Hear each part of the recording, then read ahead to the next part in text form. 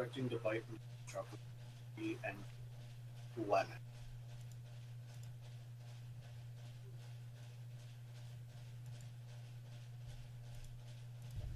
I have to do something quick.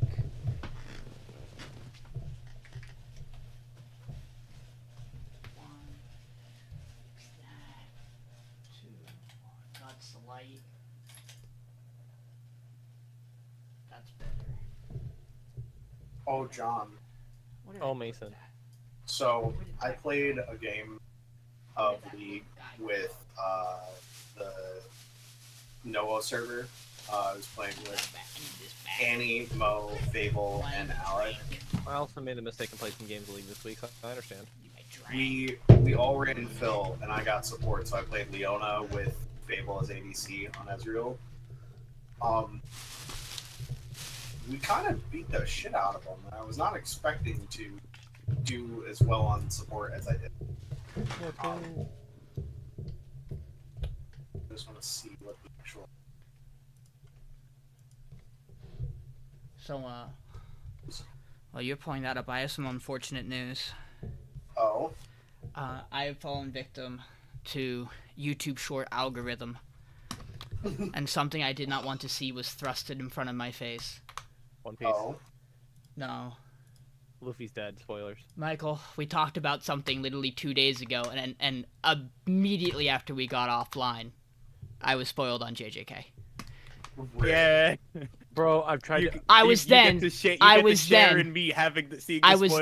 spoiled again yesterday, and the spoiler I got yesterday elaborated on the one prior, and now I think I actually know the real context to what I saw. But I won't know until it drops tomorrow. As well.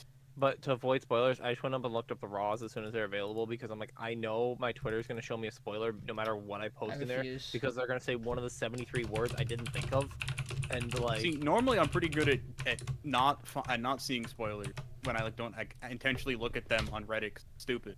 My feed this was just front and center of a thread of X thing happening of X moments in Animanga, and it was #1 unspoiled right fucking there. Yeah. I want They do that every time, and I fucking hate those channels. And I was like, what the fuck? I can't It was a thing that happened Mason's sitting literally here, the 4 only one that does hours not know ago. what the fuck happened. Well, I don't think Michael knows this one.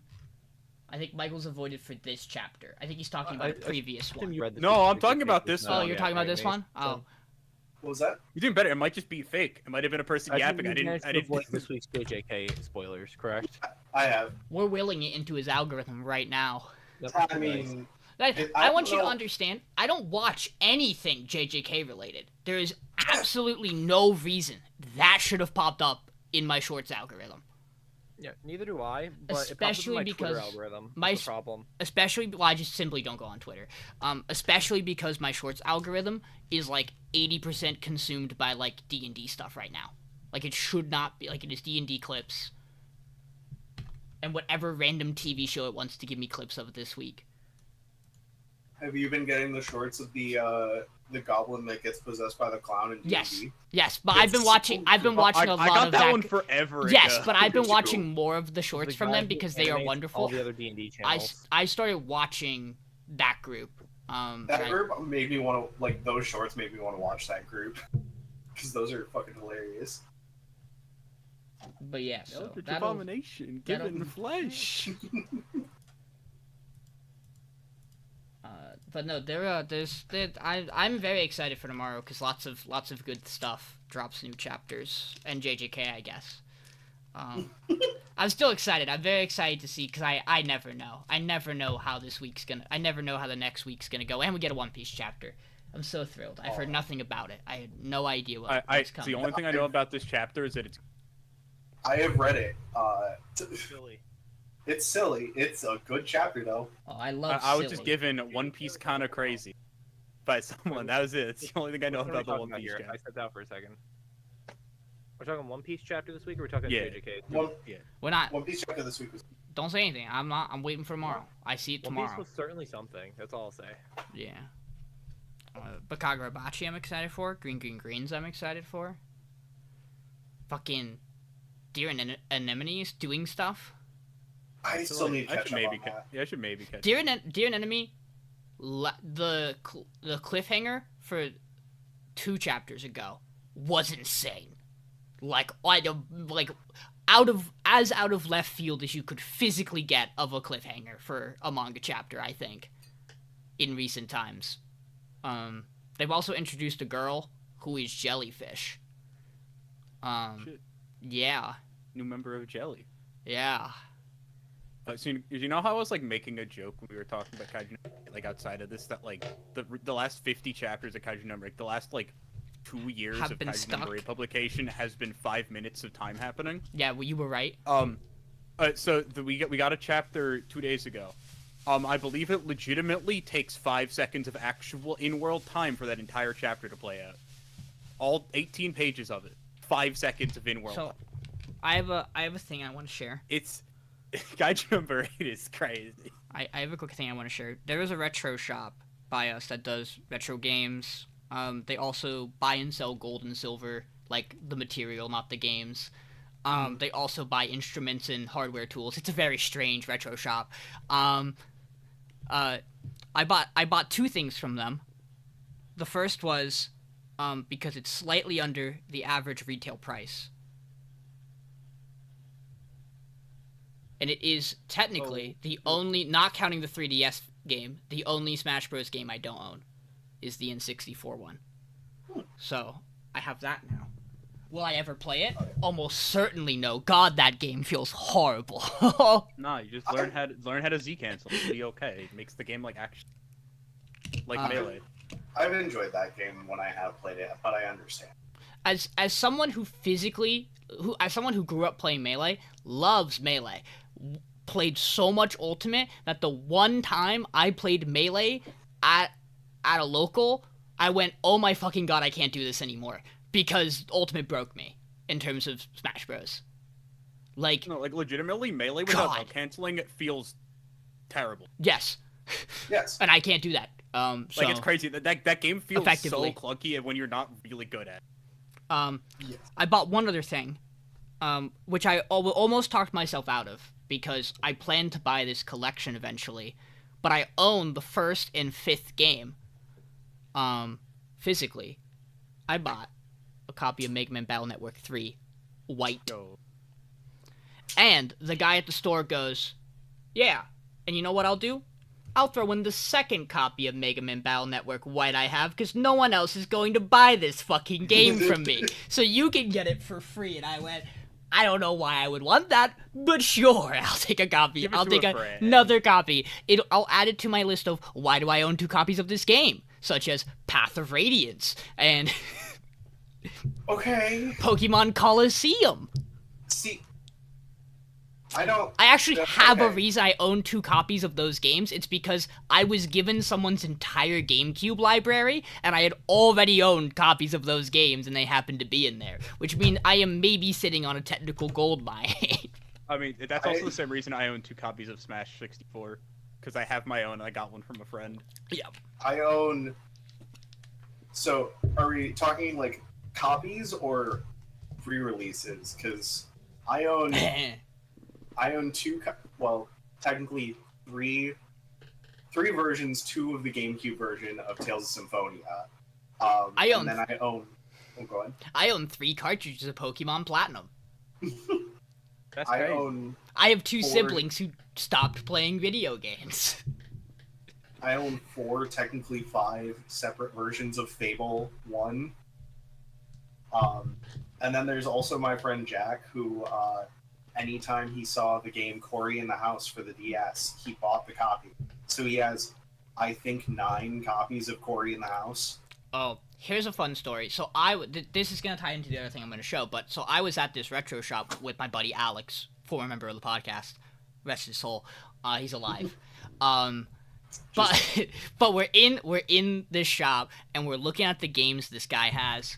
And Michael, what Wii game do you think is sitting on the shelf that I am staring at that I have to stop Alex and go, no, I own 1, I own that. We don't need to get a copy of it. 2, it might be one of the worst fucking games of all time. You have to trust me. Egan. His response was, there's no way they made this. Red Steel? He's like, there It is has no. to be a Wii game we've like joked Yes. about. and I'm No, trying to think Michael. of what Michael, game it it's a would be. Wii game we've played, and you unironically got good at.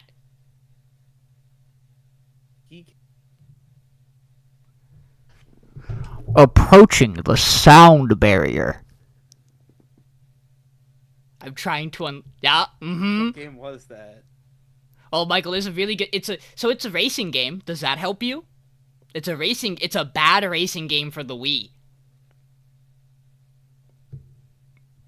I'm gonna say that. remember. He's gonna think of it. He's gonna go, Sean, that game's not bad. The game rules. Don't remember. So there was a copy of Eminem's Kart Racing for the That's Wii, what it was. Yeah. and Alex I goes, remember that "Why game. did they? Holy shit. Why did they made that?" And I go, "Yes." And I go, "And you don't want to play it. And if you do, I own it. Don't buy it." And we're sitting there, and we're running through all these older games, and Alex is like, "I've never heard of somebody." He's like, Alex is like, "Why are there so many games made off of Cartoon Network shows?" I'm like, "Alex, you don't understand. That was the shovelware library for the GBA, DS, and Wii. Like, it never stopped. It technically hasn't stopped." I went, "Alex, I own a DS version of George of the Jungle, the game based off the Cartoon Network cartoon of George of the Jungle. It plays like a really bad Donkey Kong Country." Wait, you telling me not everyone owns Takken the Great Juju Challenge for the? Yeah, Dude, I have that game. that was there, by the way. Oh, you telling I me? felt like I okay, was staring and- at Or Game Collection, Michael. Yeah, Is what so I the felt actual- like. So the prized possession of my Wait. GameCube collection is the Pokemon Coliseum bonus disc. I do not own Pokemon Coliseum. I love this story. While Mason gets this, there were 3 GameCubes there: a purple one, a silver one, and a black one. No, but also this is a good bit that's only gonna work when Mason they're back. You So know that's what? Another good game. You know what none of those GameCubes had, Michael, that mine does, that made me go, well, there's no reason for me to buy one of those GameCubes. But do they not have the GBA attachment on the Not bottom? a single. And I talked to the guy, and he was like, No, yeah. but- He was like, Everett, don't you not have the disc, but you have the I attachment have the disc somewhere. somewhere? Because I have the disc, 'cause but I the GameCube have- I own doesn't have the attachment. Because I have played Game Boy games on it. The guy also went, oh, I just got a copy of Four Swords. Because someone requested popcorn. That's fine. I won't say who. But the- they're currently carrying a popcorn bowl.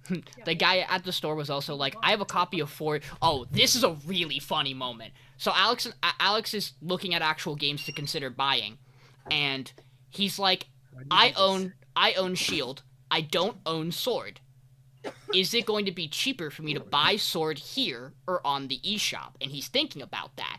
And he goes to me, I don't know if I should get Sword or not. And the guy out of earshot who runs the shop goes, out of word association, I just got a copy of Four Swords Adventures in. And I stopped and went, not what we're talking about. Very interesting. Mhm. I refuse to buy this because I will not be able to play this game optimally ever with anybody on original hardware. Because while I know have did Game at Boy, some point own the GBA adapter. while just I don't own know where I one have it. GBA adapter, I do not own 3. I do not own 3 others. I believe I own one. Yeah. Also, What do you got, Mason? so I have this. Oh, Oh, you know I This have is one of those, right? a this is the GBA adapter promotional- or that the promotional disc? The promotional disc that Oh, has like that's- the demo for Ocarina of Time on it or whatever. So so this doesn't have the demo. So what this has Legend of Zelda, Zelda 2 Adventure of Link, Ocarina of Time, and Majora's Mask, all 4 full games, and then a demo for Windows. I got it for $30.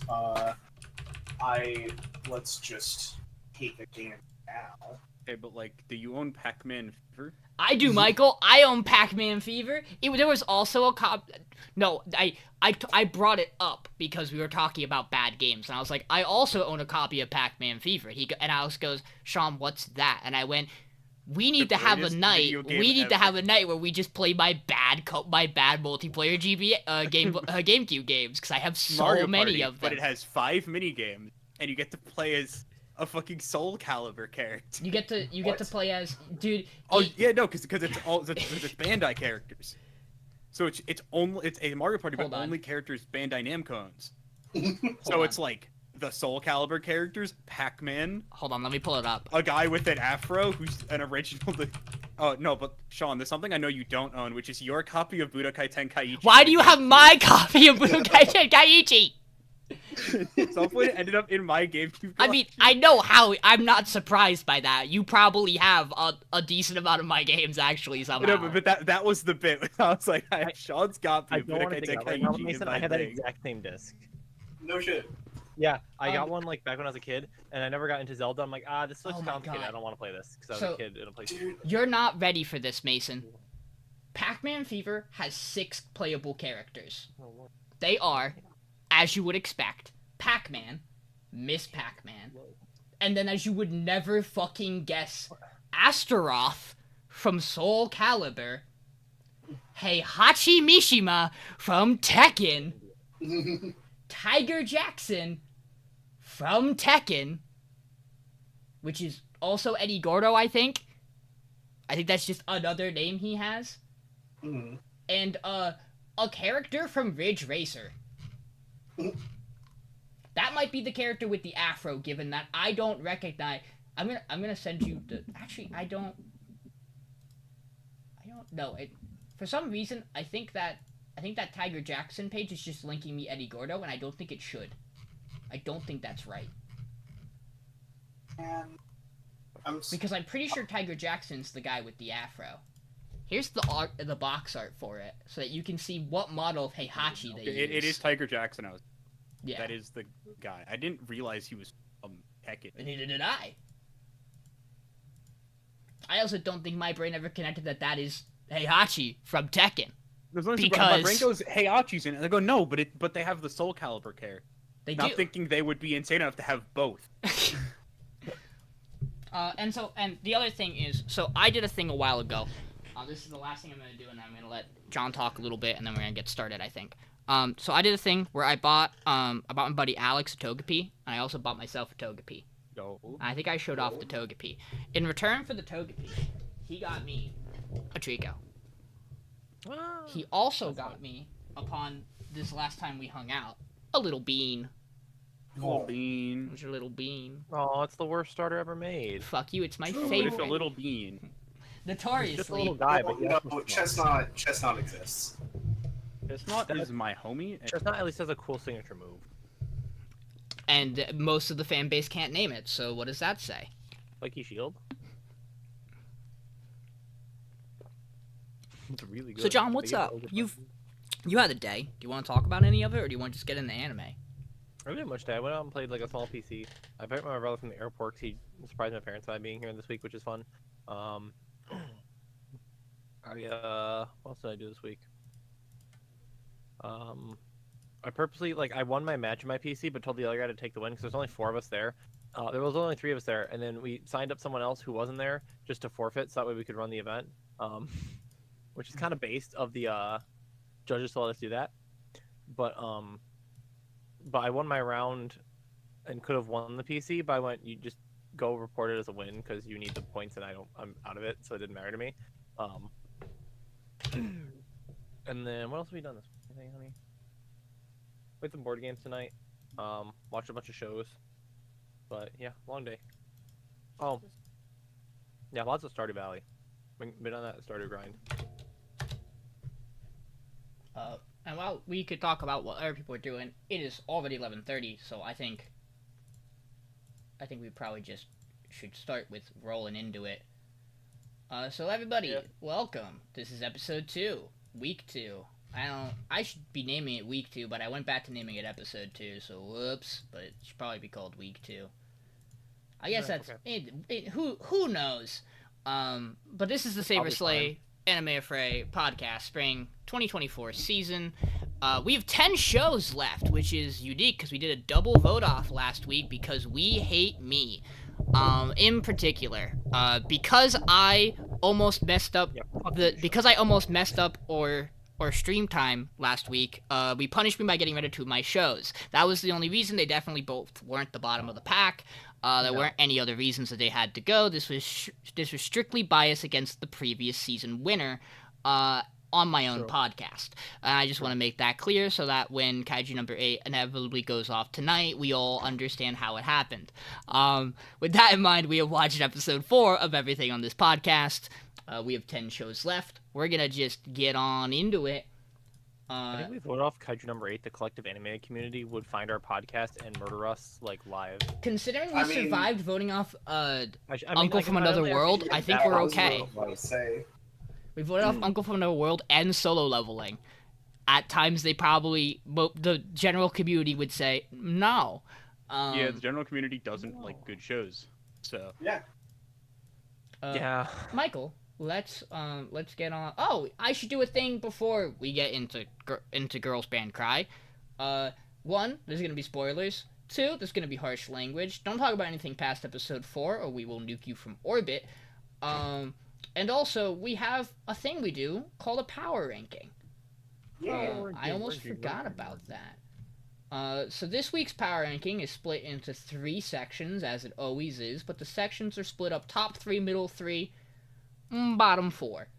And that gives you 10 shows. And the shows that are bolded are the shows that are uniquely alone on that person's power ranking. Pac-Man Fever's number 1? You know it. Sure do got a power ranking this week.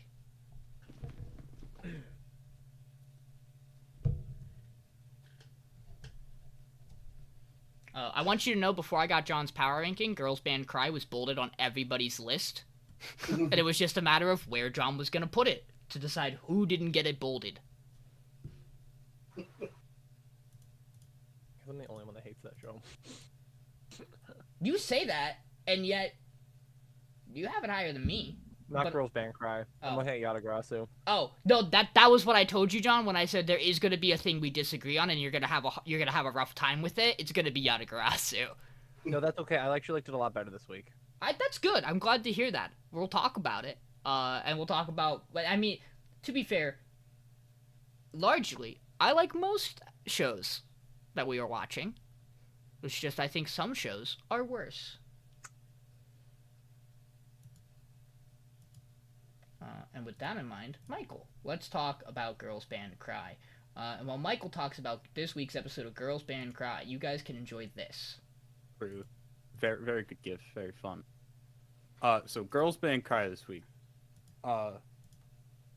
They be in the studio. They be recording. They be mixing. They be making a song. We don't know what song it is. I don't think we've actually heard them play any amount of in terms of. We heard like a little bit, but like it's just her yelling at the end of a song, which is how half the songs. But they recorded a song, and then it's like, oh shit. Awa goes, I gotta go. She leaves. She gets like a text, and she goes, I'm leaving the band. They go, that's a problem. No. And they go visit her at school. And then Momoko gets to meet Awa when she's putting on the funny character, which is a very fun time because she is something when she's in school mode. Which is where we get this moment. Very good time. But her grandma's here. And her grandma's like, I want you to be a side role in this drama that I'm and the whole episode essentially centers on Awa trying to mainly on Awa trying to like go, hey, I need to tell my grandma I don't want to act anymore. We learn her name comes from her grandma's first major role, being the female lead in a movie called Subaru. Wow, crazy. And another big thing throughout this episode is Nina seeing people smiling and wanting to see people smile because people are happy they smile. And so like Momoko has this like stuff with it's like she's a picture of Momoko back with the Diamond Dust smiling back when they like started the band, or Diamond Dust became the pop thing that they are now with their fucking idol group, and that's probably why Momoko left. Feels. And then we learn that the grandma is like everyone in her family, especially Subaru's mom, was like, nah, your acting is getting in the way of being a mother, blah blah blah. And Subaru was like, nah, this is like acting's kind of sick though, because acting is kind of cool.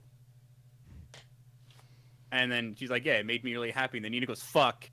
makes her happy. We can't go through with this. You're gonna make her sad. I don't want that.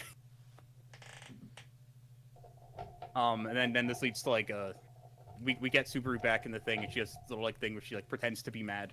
The group. We also have like a falling out acting scene where it's Nina just straight up going off on her, but like in character. Wink. In improvised character. Yeah, an improvised character. You know, she does a really good job speaking her mind. I like the idea of this. I really like Nina's whole like thing with smiling and people being happy. I like that entire core. There's also the entire time she's watching the or like while the like acting stuff is happening, like the drama, she has like the constant like anxiety sparks happening because she's scared something bad will come of this. I think this episode cool. Didn't get a new song, sadly. So Girls Band Cry has to, Michael, you mentioned that her former group's an idol group, and immediately we have to add another tick on comparison, for the two. And I don't, like, reasonably, I wouldn't have to compare this and Jellyfish if they weren't both in a similar spot for me on how I feel about them. Like, if they were both really good, if, like, they were both my favorite shows, I wouldn't have to really worry about doing this every week. But, like, realistically, neither of them has won me over yet, and I'll talk about why for both of them, Jellyfish, when we get there. I think my big thing with Girls Band Cry is that I like the things they do, it's just the execution doesn't always hit for me in every moment. Like, I liked this episode when we watched it, but then thinking back on it, the only scene that sticks out in my mind from this week was the acting scene. But you had to press me to remember it. Like, I would not have off the cuff been like, yeah, this was a great scene from this episode, I really liked it. I think I like Girls Band Cry's cast more than I like Jellyfish's. I'm not sure, though. That is still the breaking point for these two shows, is which cast I like better. And, like, we haven't gotten the whole cast for this show, for one.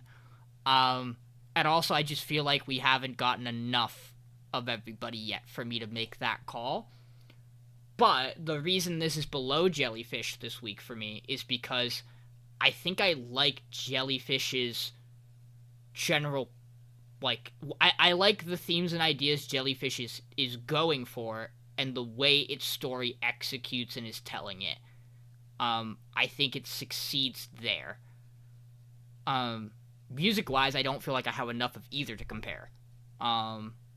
Because, like, we've gotten, like, 2 songs each. Maybe. But no, I don't dislike Girls Band Cry. I don't plan to vote this off this week. Nor do I plan to vote Jellyfish off this week, personally. Perhaps I'll be persuaded. That's where I lie. I'll tap him. I put this one, like, at the top of, like, those 3 shows that are kind of, like, all in that similar vein to me, where it's, like, you have Girls Band Cry and Jellyfish. Mainly those 2. What do you mean? You have it right there with Bartender. The show that... I was thinking because I watched Yuri Show today. Yeah, but the other one's a lot higher on your list. The one's a lot different on the list. That one's just a ascending slice of life, whereas this is just these are music shows, right? Fundamentally. And so, I like Girls Band Cry just a little bit more, because I'm a little bit more invested in, like, the characters and, like, the story. Whereas Jellyfish feels still kind of, like, very ground level, I guess, to a degree. Maybe it's just because of how they frame their characters, even though they're all, like, basically the same age groups. Girls Band Cry is just, like, a little bit older, right? And they're portrayed like that, just in terms of, like, how they design the characters and how they move and stuff. Whereas Jellyfish feels more of, like, a, like, general high school kind of, like, portrayal of things. Even though 2 of them don't go to high school really much, which they made a point of. But yeah, I just like Girls Band Cry vibe a little bit better than I do like Jellyfish right now, but they're really, like, kind of, like, hand in hand for me. And I feel like this episode did a lot of, like, the good things it usually does, but I don't like that they're still just kind of, like, putting off her talking to her grandmother when she was literally about to do it, multiple times this episode. And obviously she was stalling and stuttering about it, but I think that's like, okay, eventually we're just gonna hit this breaking point at like episode 7 or 8 where everything comes crashing down or whatever that every show likes to do. And I just wasn't a big fan of. I don't really like where either of these shows is going with their plots, but Girls Band Cry I think still is just a little bit better right now.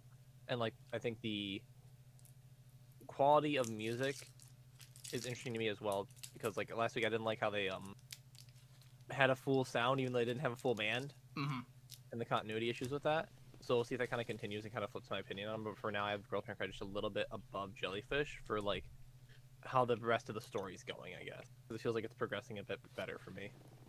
I will say the other thing I'll give Girls Band Cry is I am interested in the things they've set up in Girls Band Cry that we haven't dived into with the rest of the cast. I'm not really interested with anything we've set up with Jellyfish. Like Jellyfish has like laid its hand, and I'm like, okay, and yeah, like, there really is only Kano's stuff to get into now. Everyone else is kind of well, and also because there literally isn't anything more we could really do with Yor. We've kind of done her whole. And we'll talk her about friends it. Didn't like her doing art now. We'll talk about it when I get there. The group of characters they introduce, I'm not the biggest fan of. That expands on Jellyfish's cast, but you don't love 3 characters playing up the idol shit to 17. We're gonna talk about a certain screenshot I have. I'm trying to think if there was something else I wanted to say, and I don't know. Mason? I mean, you guys are pretty well echoed my sentiments on it. I think the show's fine, but like, it's just kind of middle of the pack for me. I'm enjoying what it's doing, but I think there are shows that are much more interesting than this one. I do want to think.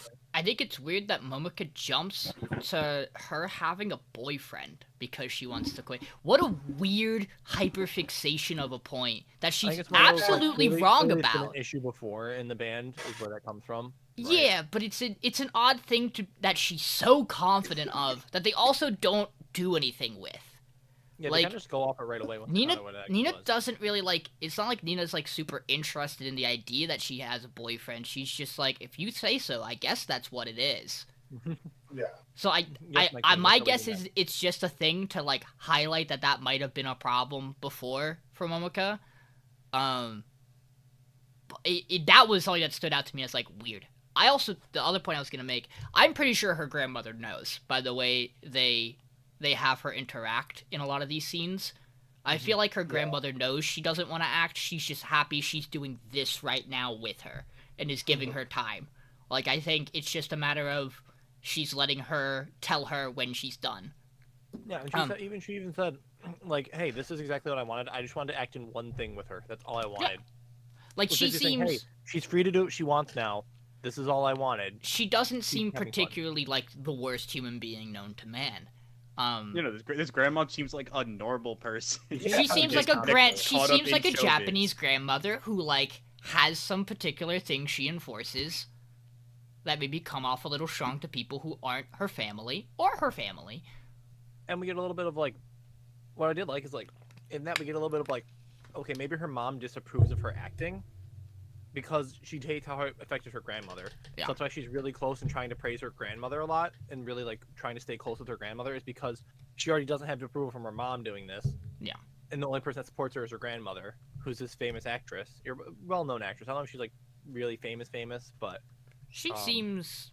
I mean, they straight up say the famous actress. I'll attend. Which is a much higher bar you have to clear than a famous 3-star chef. Which we will talk about later. What a wild plot point. 3 stars. 3 stars. Did you know that goes a little higher, guys? Just in case you weren't aware. Hey, maybe in Japan it doesn't.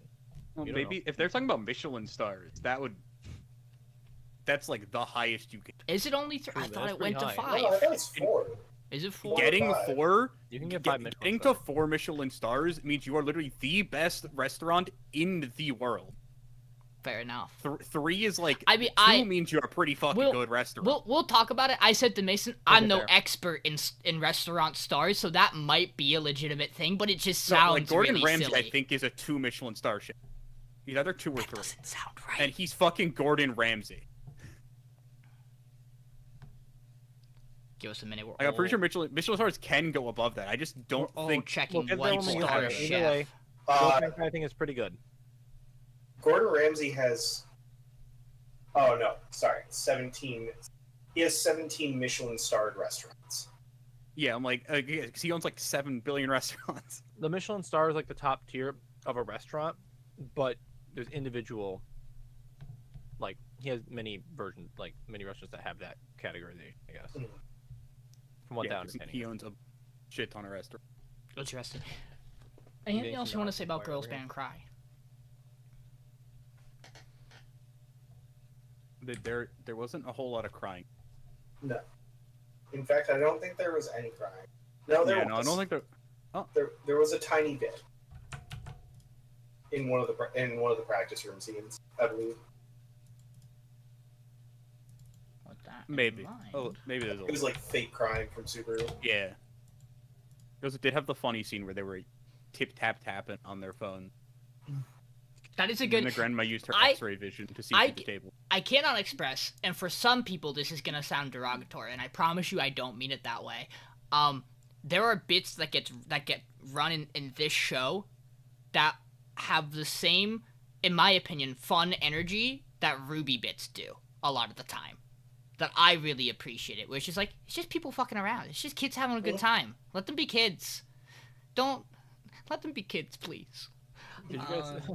I have to imagine the thing I sent you guys as a translation error, because if it isn't, that is the funniest thing I've ever seen. It definitely wasn't that in Michael's version. No, I can it assure very much you. was not the thing. I think it might have been like a incorrect translation per se, but it was funny. It's called the machine translation that saw like the word ass and went, yeah, we got to somehow fit it in there, because machine translations don't understand context. Maybe she just got girls. Japanese is a really hard language to translate directly to English. Crazy. Wild. True. Mason, it's windbreaker time. It's windbreaker time. Let's go. So this episode, we start off by meeting the leader of Bofurine, Umemiya. He's just a dude. He's just a like friendly older brother type. Really likes gardening.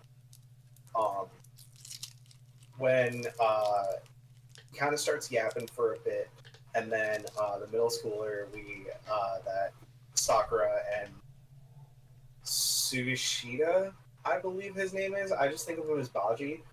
Yep, Shukashita, you got it. Yeah. That they saved. I believe his name is Sasuke. That sounds right. He's like, hey, this is what happened. Some people were shoplifting. I chased them down, got into into the enemy gang territory, and then these two kicked the dude and saved me. I'm sorry, I started a war. And Umemiya is like, nah, you did the right thing. Even though you kind of started a bad, like a clash of a bit, you were defending and upholding our ideals. Good job. Also, Sakura, good job. We then immediately get the head of Shishitorin, other gang coming in, leaving a slew of bodies in his wake, saying, hey, I want to fight Umemiya. I want to do it. You guys beat us. We beat you. Let's have a fight. This ends up leading to, we eventually get just all of our main boys so far. We get Sakura, Sugishita, I don't remember his name, but Eye Patch Boy, Umemiya, and Hiragi. Suo, yes. Suo. They all get matched up with people from the other gang just to do one-on-ones. So we're not having a big brawl, because that would just not solve anything. We're just going to fight. These 5 guys are going to fight these 5 guys. After this, we go to the cafe that Kotaha runs. We find out a couple of things. Her and Umemiya are basically like siblings at this point because they grew up in the same group home. The guy that Hiragi is going to fight used to be most likely either his friend or part of the gang. So that's going to be interesting. At one point in the dub, Umemiya says, "What, you not hungry?" It was wonderful. He does say hungry. He does say hungry. This dub is fucking wild. This dub, Michael and I watched the dub. I've watched the sub twice, but we watched the dub and we were like, it took a second to get used to Sakura's voice, but everyone else is really well cast. It's a good dub. It's a very But yeah, they all end up going the next morning to head over to where they defended Sasuke, and the fights are about to start. That's this episode of Windbreaker. They do such a fucking incredible job of making Umemiya just immediately you can tell that this man is a badass just by how they portray him, and I love it. He's wonderful. He's already one of my favorite characters in the show. I've had him for an episode. How he just looks like an absolute switch was sick. Let's hope we have him for most of the show. I'm always worried about characters like these. Hey. This episode is probably the show that I think is up there as having probably the strongest hook to want to make you watch its next episode, because this is like a perfect setup episode for episode 4. Just leads you going, guess what you're gonna get for probably the next 2-3 episodes? Fight. Tournament arc. Mini tournament arc. We're fucking tournament in quotation. We're tournament Speaking arc. of like the Haikyuu movie comes out in like a week. Let's go. We're just having a group battle. That's all this is. We're just boys being boys. Just a couple dudes just kind of fucking around. You know what I'm saying? What's better than this? Guys being dudes. I'm really excited about this. I want to see how they do the action for these fights. That has me super excited. I agree the way they portray him and his switching him to be like the leader and express how strong he is. I think they do such a great job with. I don't have a lot else to say about it this week. It's a good episode. Hey, good ass episode. The stuff with Kotaha at the end's really good. She's just a fucking fantastic character. Mm-hmm. The way she just vibes around the group. She's the only one who pushes back at Umemiya's shit. She takes none of his shit. Yeah. She's It's also so one of funny. the boys. And she's also their age, too. Fun fact Yeah. we found out. Yeah. Yeah. Sakura gets a stool thrown at him because he makes He a comment sure about how does. she must be older than them. Fucking Cher just comes out of nowhere and you're Jackson. I love the line that we get from Umemiya right after, where it's like, Sugashita, chairs are for sitting, not for Throwing. quitting. I also love it However- where he's like, you understand now. If anything were to happen to her, Let me so repreface nothing my has earlier happened to her or statement. put her in danger, correct? Uh-huh. It's so good. The I characters are don't very- think there's been a single character I've disliked in the show. Every single one of them is super interesting, Oh. and I want to know more about all of them. I'm not sold on the one with the glasses that's just trying to be cool. But I understand he's necessary. Yeah, He's like Colby, but like the worst parts of him for One Piece. we should probably talk about real quick. I have to get it at point. Tomiyama, the leader of the other group, who is batshit insane. Absolutely multiple screws loose.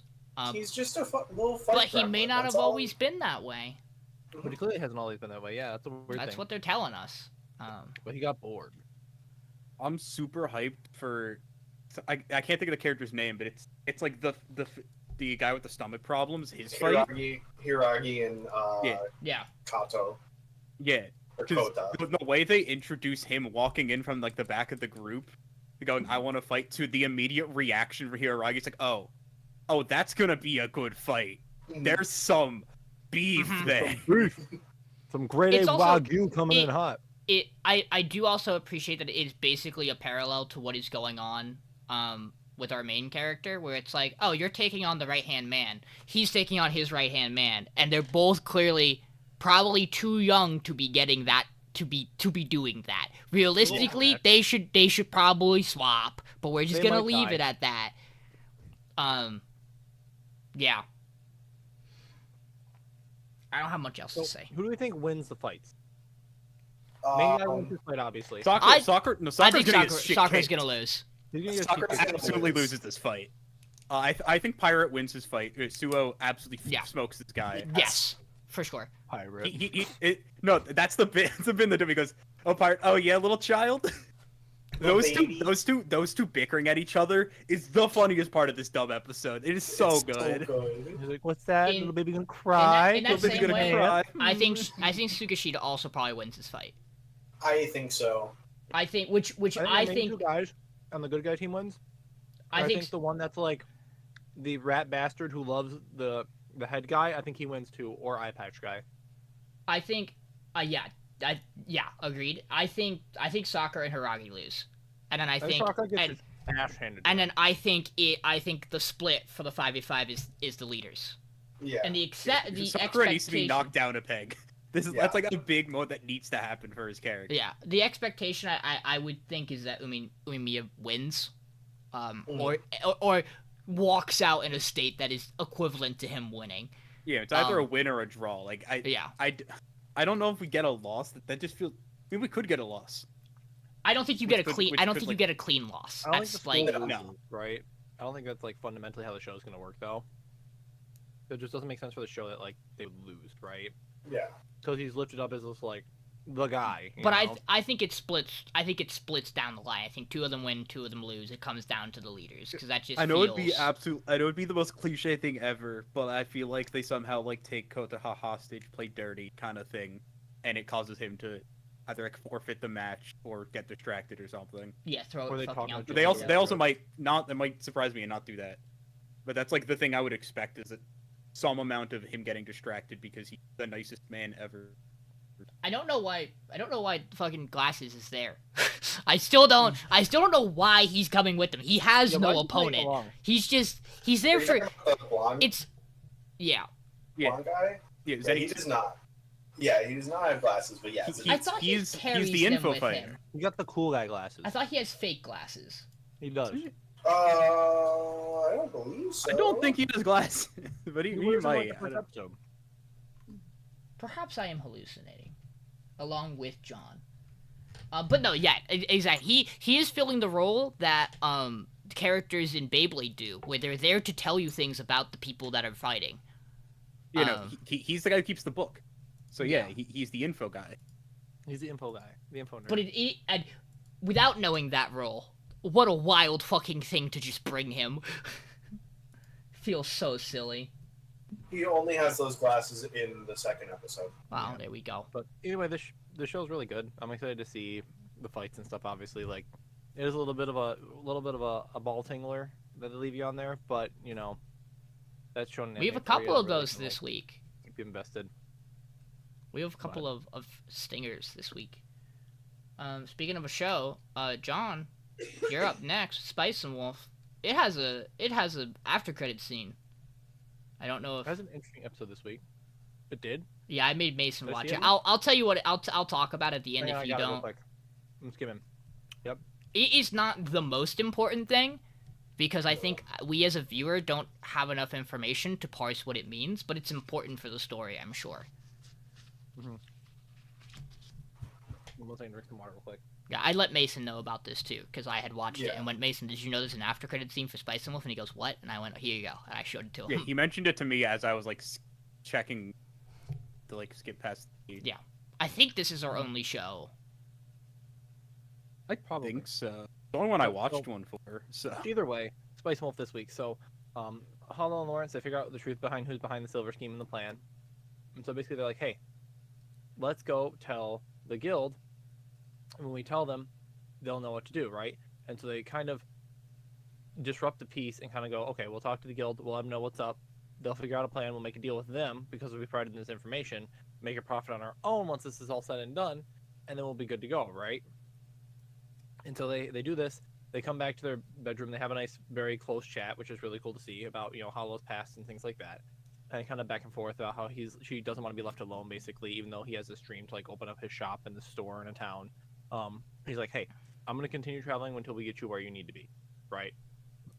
And she doesn't say he lies there, and we don't really know for sure.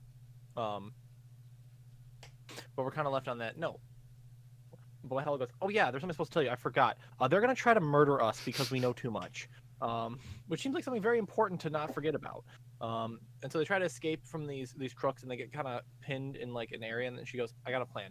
Here, first off, she hands them some of the wheat, which is an interesting choice because she doesn't do anything with it yet. And so they manage to sneak away from them briefly. However, then eventually they catch up to them, and she goes, okay, listen, I'm gonna go distract them. You make it away, and then we can meet up later. And he's like, that's a terrible plan. And she's like, I know, and does it anyways. So she ends up getting captured because she's like, oh, they're not gonna catch me. I'm the wise wolf. I'm so amazing. And we're like, okay, yes, you are, Hollow. Then she gets captured anyways.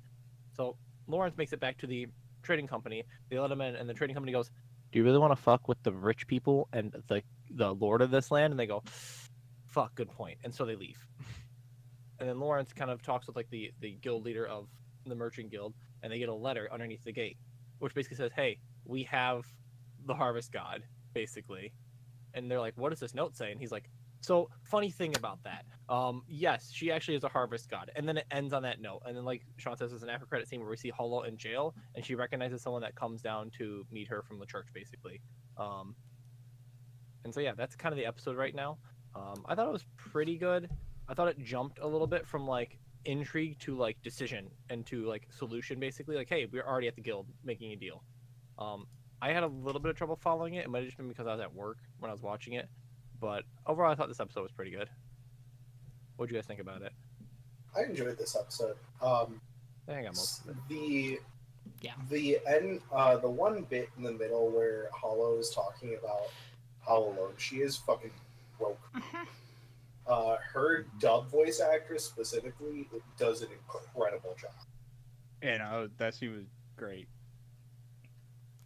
I will say, I think this show for me falls above the shows I'm unsure of, but below the shows I really, really like watching every week.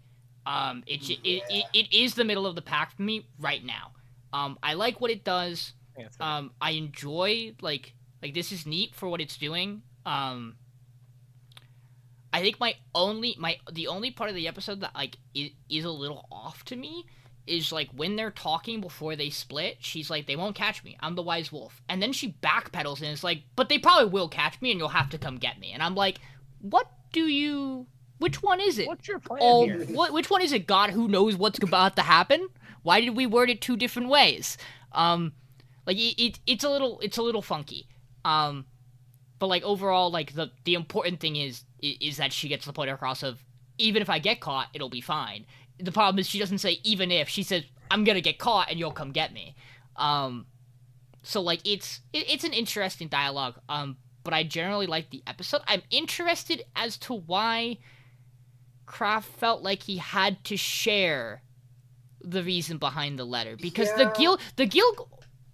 guild basically sets up for him. We don't know why you thought coming to us if she got caught meant that we were going to help you get her back, because we have no stakes in that, which is why we don't think it's the other company doing this, because it wouldn't make sense for them to go after you, which is the tease that it's correct. The church. Which, yeah, they're correct about. So I don't know if he thinks that it's going to spur them into action, but it just makes me feel like it's just setting up for them getting backstabbed in this town and they're gonna have to leave. Like faster than Kraft wants. Because like I can't see anything good coming out of anybody who is largely involved with money that you are walking around with a god of harvest. Yeah. Which, crazy concept of harvest generates a lot of finances in this time when it's your only source of food. Also, if I'm correct, the way he gets caught back up to this guild is the guy who they swindled about the furs. So, like, revealing this also reveals that they totally swindled part of their side, too. Like, Kraft is also playing this guild to get a lot of money out of it. Like, which is just what merchants do. He's not technically doing anything wrong. like comparatively. I don't know if it necessarily tells them that he swindled them. Like that, I don't know if that's They have, a yeah, fair they connection. perhaps kinda might not realize have it. enough information to make that connection.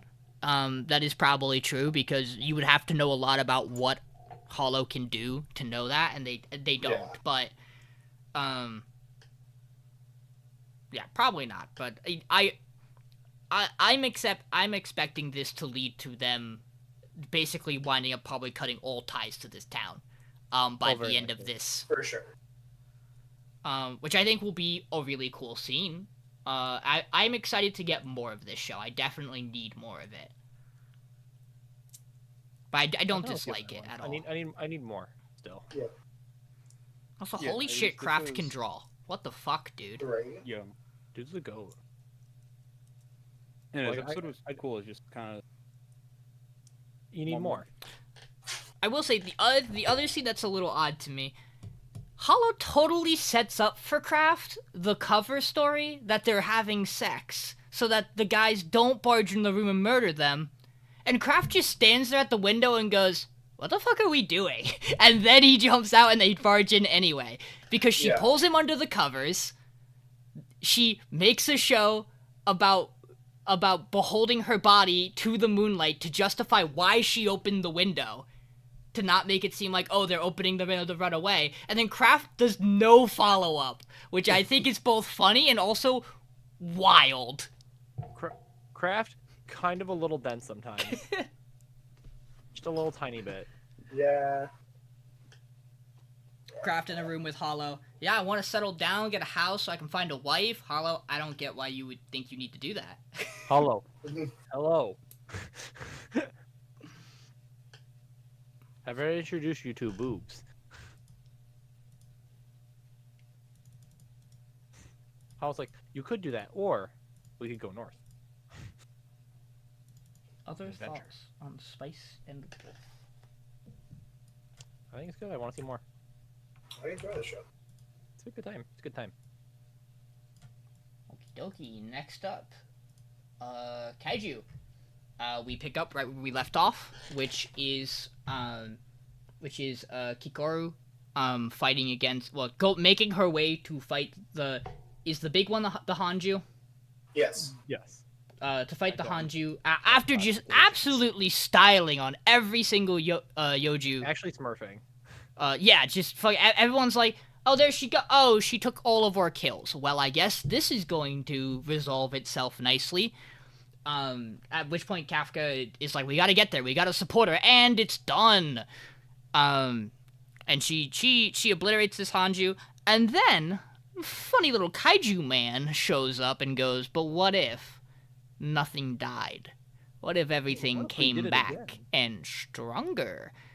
And then also goes, I don't need to be here to see this, and pieces the fuck out. After shooting her. Oh, multiple yeah, times. after absolutely brutalizing Kikaru, and shooting her multiple times, which she protects herself by focusing in on like the central point that would have killed her if she didn't. And then she goes, "No, I can take this." Spoiler: she cannot She could take not this. take it. We get to dive into more of her backstory, which ties into her father, who we already know is the head of this group that is heavily tied to the Defense Corps. Michael, do you have an exact? Because I'm sure they detail what he is. He's I'm the pretty director. sure. Yeah, He's just the director. He's the guy. Yeah. He's the guy. Yeah. We learned that her mother died, and he delivers a line that quite literally is, you need to be perfect. You need to be perfect for this country. For me. For your dead mother. Dead mom. And it's like, okay, buddy, calm down over there. We also get a scene that I think is really well done, which is the scene of her placing tops at her school exams, and every single child known to man around her has a parent going, time to give you a reward. And she just stands there going, depression. And then her butler shows up and goes, it'll be fine. He'll love to see your high score. And he goes, good, that's what you should do. Do it again. You get no reward. Why do you think you do? Be What perfect. do you mean a reward? You haven't done anything. You've done the expected. Yeah. And then You she delivers the line where she goes, as long as I have one hand, as long as I have one arm, I will hold this gun and keep firing it. And then her arm is fucking gone. It is a bendy straw.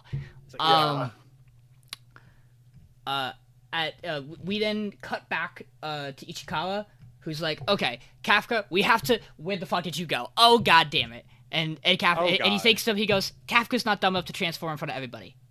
And he thinks a little hard. He goes, he's gonna transform in front of everybody. He's absolutely gonna fucking transform in front of everybody. And at this point, then deal with the consequences later. Yeah. At which point, Mina and what is that the name to call him? It's Hoshina. Hoshina? Yeah. I But think it's something like that. yeah. The guy who does not open his eyes except for when it is cool to do so. He has a moment where he's like, the only people who are able to handle this right now are me and her, and she's gone. I guess we're going. And they make their way out to the battlefield, but before they get there, Kafka does his little One Punch Man bit, and absolutely fucks this thing up. And then it goes, no, I'm gonna reform. He goes, no, you're not. And it stops, and it goes, okay. And it deforms, which I think is really fucking funny and super cool. Please don't reform. Please just say dead. We also get the bit that this episode is named after, which is that he has a fortitude level of what, 8.9? 9.8. 9.8. I swapped it, which is scale to 10. At which point, the wonderful woman who is relaying all the information goes, "Yeah, I've never seen anything like this before," and he just goes, "That can't be real. It must just broke the data." No. But once they get to the scene of the kaiju being dead, he looks at everything. And he goes, "We've seen this before," which means he is going to be our problem character, depending on what he chooses to do with this information, as he very clearly understands that this Hanju was not killed by Kikaru. She was in no fucking state to kill this thing, nor could she or anybody produce the outcome that happened. We then cut to everybody. We then cut to post afterwards where she is in a special DBZ tank to restore her energy. True. I didn't move over to the Spice and Wolf screenshot either, so I apologize. I'll leave that up there for a minute. Sad scene.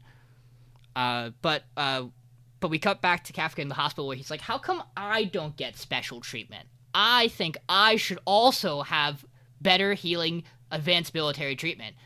And he is told, "No, your injuries are nowhere near as bad as her. Why the fuck do you think you should get that?" It's weird that his leg didn't heal when he transformed. I thought that was going to happen. Can I say that? I feel like that's really weird that didn't happen, but he could function on it. I mean, then he could walk with it. From what it seems like, the actual kaiju bit forms around him, so so it's functionally an exosuit.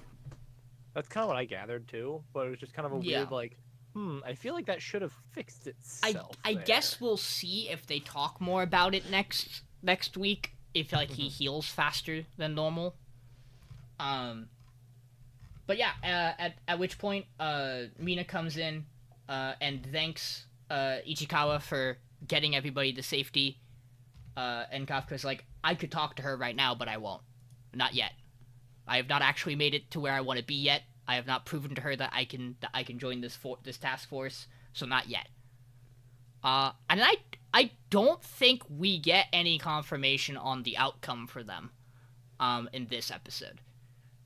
We do get a scene where Kikaru wakes up and Hoshina is there, and he's like, "So you killed the Hanju?" And she thinks about it, and she goes, "Yeah, definitely, dude, I did it. All me.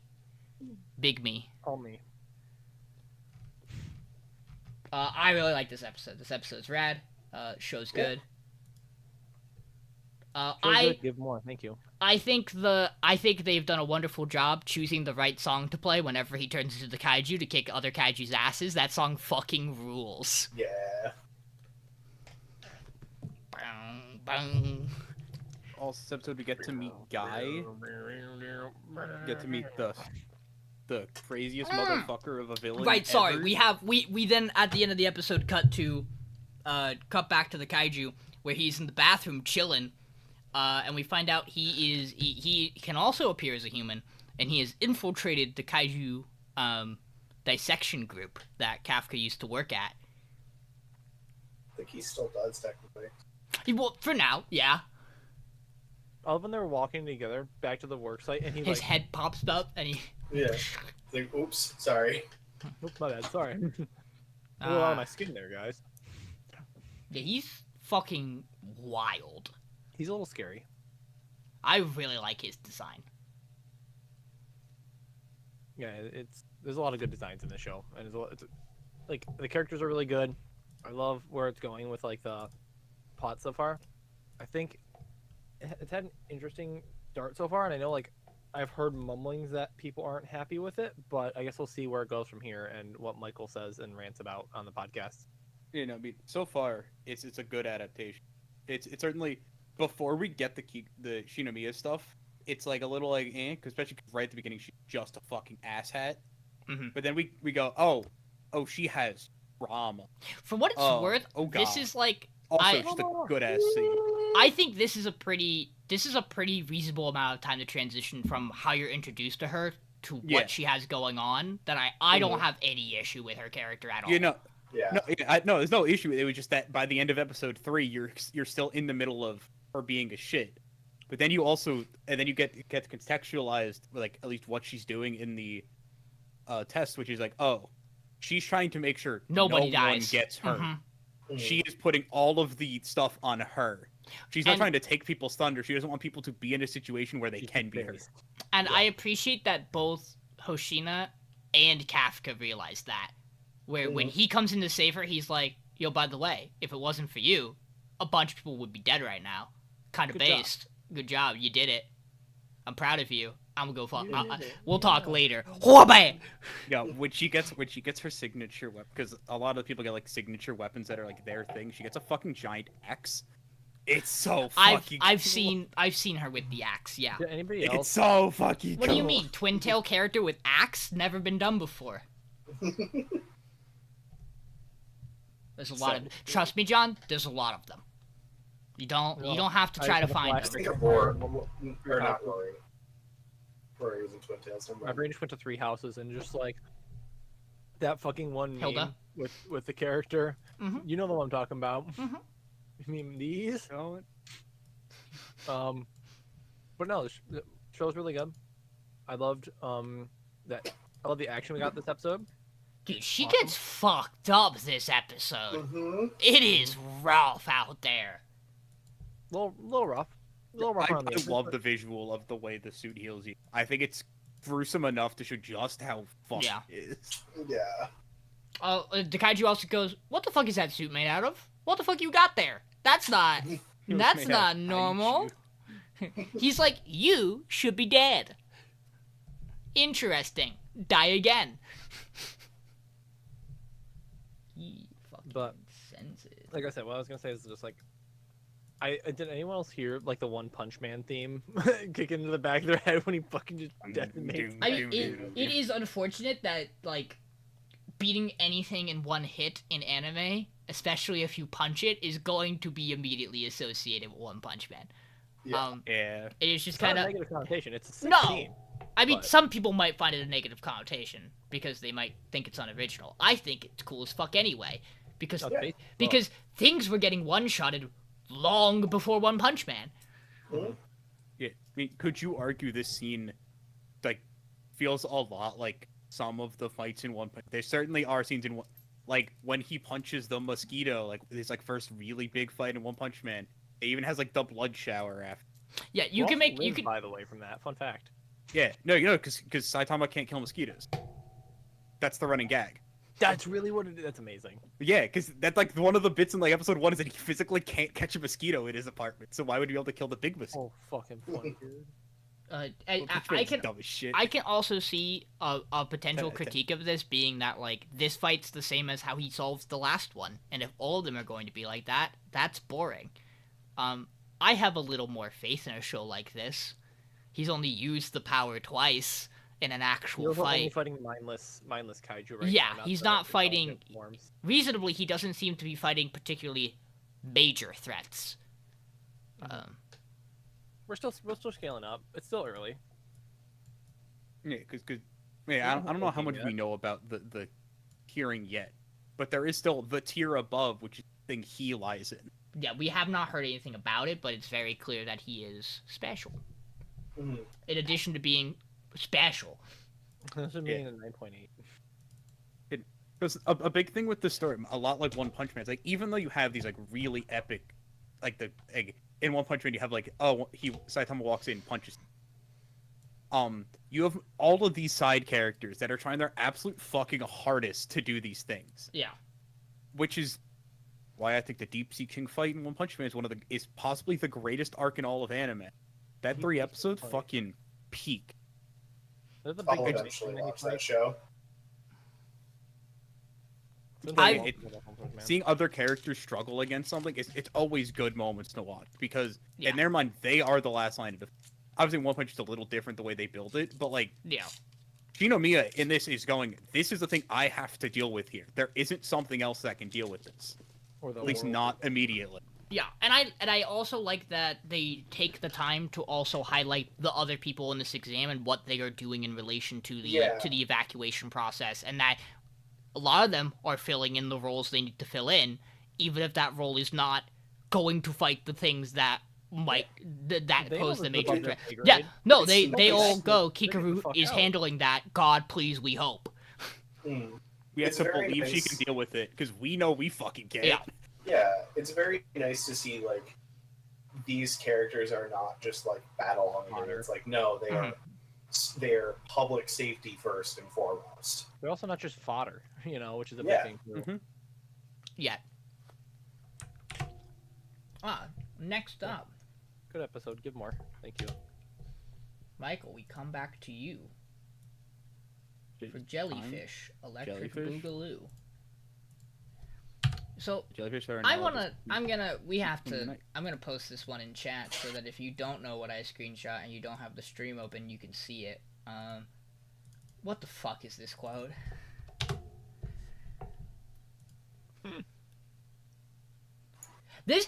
Viewers, I want you to know there's a hard cut to this, and it is the most jarring fucking scene. That wasn't even the quote I thought you were gonna even grab from that thing.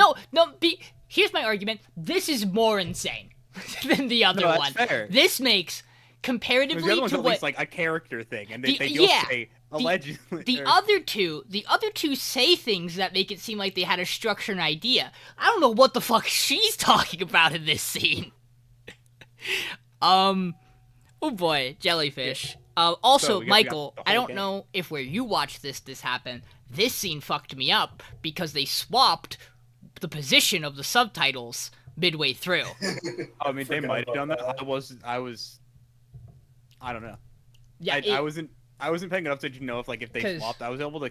There was a song playing. There's a song playing in the background, which is what in this screenshot that small text is, and then eventually it rotates the small text above the other one. So my brain, reading the top line because that's what I care about, goes, this doesn't make any fucking sense. What are you saying? Yeah, I think mine did also swap, but I was able to. But like because of the way they talked, I was like, oh, I can tell which one it's supposed to be that I'm following, but also like, it's still dumb. Which that is, I'm not gonna knock the show on that because that might not be. That's not the show's fault. I'm not on High Dive. I don't know. Yeah. But let's talk about Jellyfish, Michael.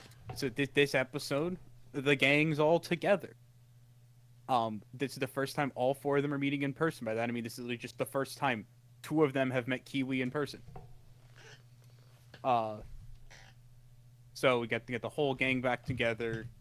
We have character name. I know Kiwi, Yoru, and Kana. I don't. May. Yeah, we have May. She's something. She does May something that I actually think is kind of funny this episode.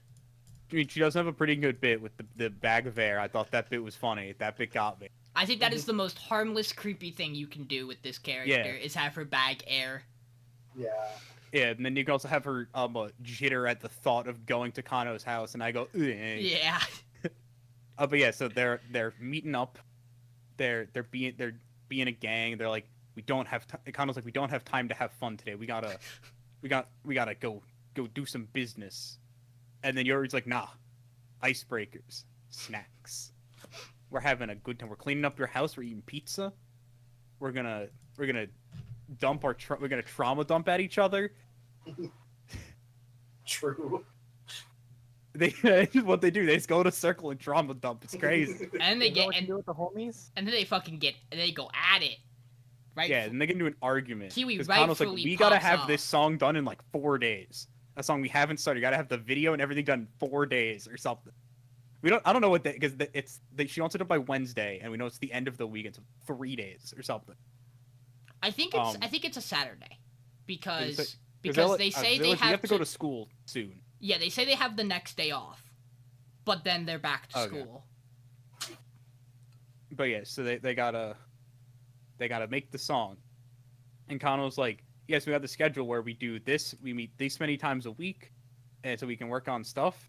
And they go, that's just unreasonable. I know you don't go to school, but 2 of us do. It's a really funny line because she goes, And Kiwi goes, I don't go to school, but I stream. I edit videos. I Yeah. don't have the free time to just do that. her being like, they have a life.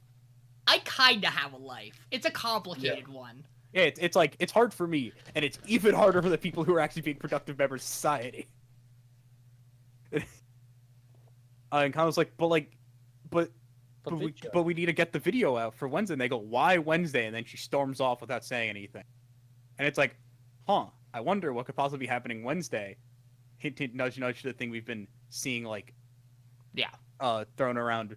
It's like, wow, Wednesday is when her old idol group, at least some amount of it, it feels like this was it seemed to be portrayed as a much larger group in Yeah. flashbacks. But it could have just been the 4 of them. We don't fucking know. Yeah, I'm not sure. But yes, it's the revival of Bikomachi. That is rude to be Komachi. Yeah. That's incredibly Yeah, it rude to is. be Komachi. By the way, Oshinoko was great this week. Anyways, continue. Yoshinoko was great. Unless there's like a new one today. I mean, I'm sad, but it's also good. But yes, and the Sunflower, whatever the fuck their group's called. Sunflower Dolls or something. Yeah. Yes, that's it. It's Sunflower Yeah. Dolls. And they're making their re-debut with their new single on Wednesday, and she wants to get something out beforehand. And we realize just why she wants to do this is because her mom's the producer for that group, which is what probably caused the rift in the group and the scandal back that got her kicked out. We get a little more information about this, and I did not expect it to be what it is. I thought she beat the shit out of a fan. Because that's usually what this plot point is. They had said she punched another member. I missed that part of it. Sean is like, That was like the big thing is that she hit one of the members. Yeah, we don't know the context of it. It might have been on times 2 speed. It'd be funny if you just like killed that member, and that's what got her kicked out. That would maybe not be That'd funny, be but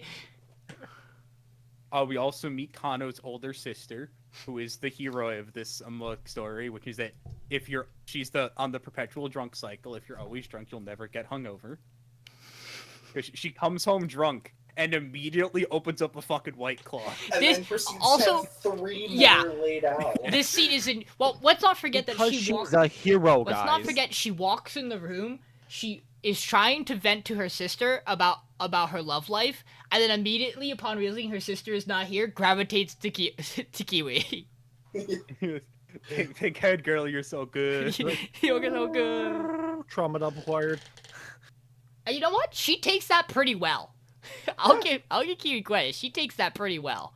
Yeah. Oh no, we meet the sister, and that's where we get like all the stuff about Kano's backstory with the mom and stuff. And that's how we actually learn. Kano doesn't say it. She's like, "Nah, I don't want to say that." And then she goes and gets tiramisu. She feels bad about leaving.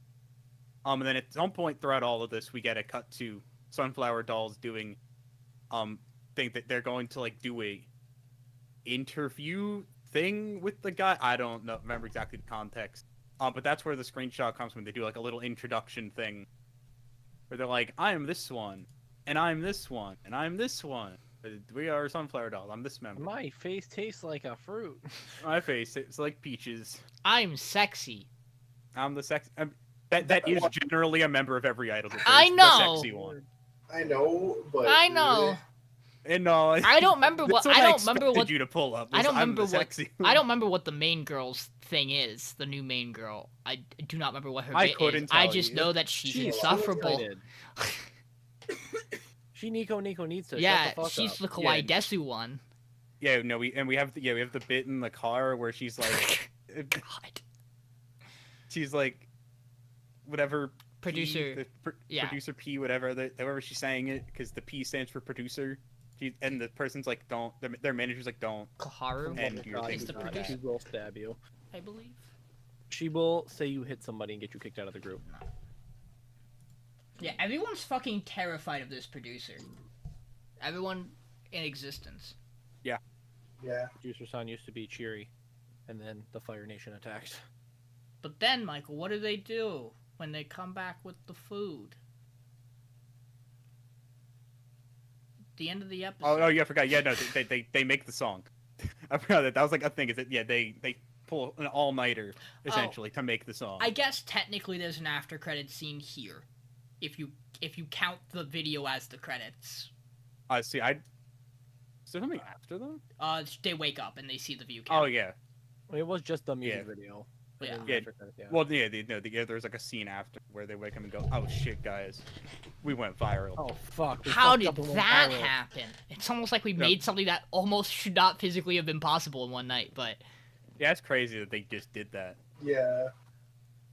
What's crazy is that they did that, and then somehow when they finished it, also set it to render when they clearly finished it and immediately passed out. No, they're posting it on fucking Twitter. It doesn't need a render. No, they managed to render it and post it before passing out. Yeah.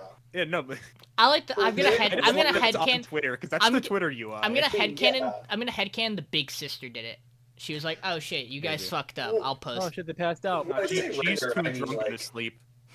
when I say render, I mean like render the actual video. Yeah, no, Like, I know. The video file itself, Yeah. not like publishing it. No, I know. But they also would have had to publish it Yeah, that too. to like the platform. But it got like 5,000 retweets or something, which Yeah. equates to probably like 20,000+, or probably like 100,000+ like Views, impressions. yeah. Right? Only 26 Engaged. comments though. Get bodied. The most realistic Honestly, thing kind of about off the it. ratio, to be honest. We also have like a silly bit running throughout the episode, which is like, May's like, I want to use this GarageBand software, whatever music software she's not Garage, like a good one. And she goes, I don't know how to use FTM, and I don't know how to do this thing DTM. and this thing, and But- Yoru and Kano go, yeah, she's speaking of fucking moon runes right now. Mason That got would Mason be got the- mad the about computer. Mason got mad at this scene. I got very mad at this scene because you're using a DAW, digital audio workstation. All of them are functionally the same. Yeah, they are laid out a little bit different. But she's saying it as if she's never seen this type of program ever, when she's a fucking music student. She I mean, has to use this. I mean, she might just be a piano person. Like, she might just perform piano. We don't know what she does, but yeah, no, that is fair. That this probably is something she should have So seen. what is by Yes. far the wildest thing to me is that her not being able to use this starts with you don't have. It says I'm missing an audio driver. What the fuck are you doing? How did you get this far? On the laptop, they come installed. How did you get this far? Right? That was the thing that bothered me too. It's like, no, but it's not how any of this works. Unless she gets killed. Scene I really liked, That'd be pretty funny. which is perhaps why this is above Girls Band Cry, is that like I think there are small scenes in here that I really liked comparatively. Opening the chocolate eggs and getting different sea creatures, and you're going bad. That floats in the ocean like a jellyfish. Good. That's a jellyfish. Fucking insane. Let's go, gang. Pog.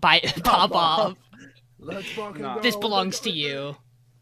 See, I wonder if there's like the jellyfish is the SSR pool. She has a tier Like- list for the gotcha pulls. Yeah. No, but what if there like is an actual list, like Maybe. within the system, like jellyfish is the seahorse is a super common one. While that is funny in its own right, I think it's even funnier to think that she has her own, that she just made, that it's that's also arbitrary. probably it.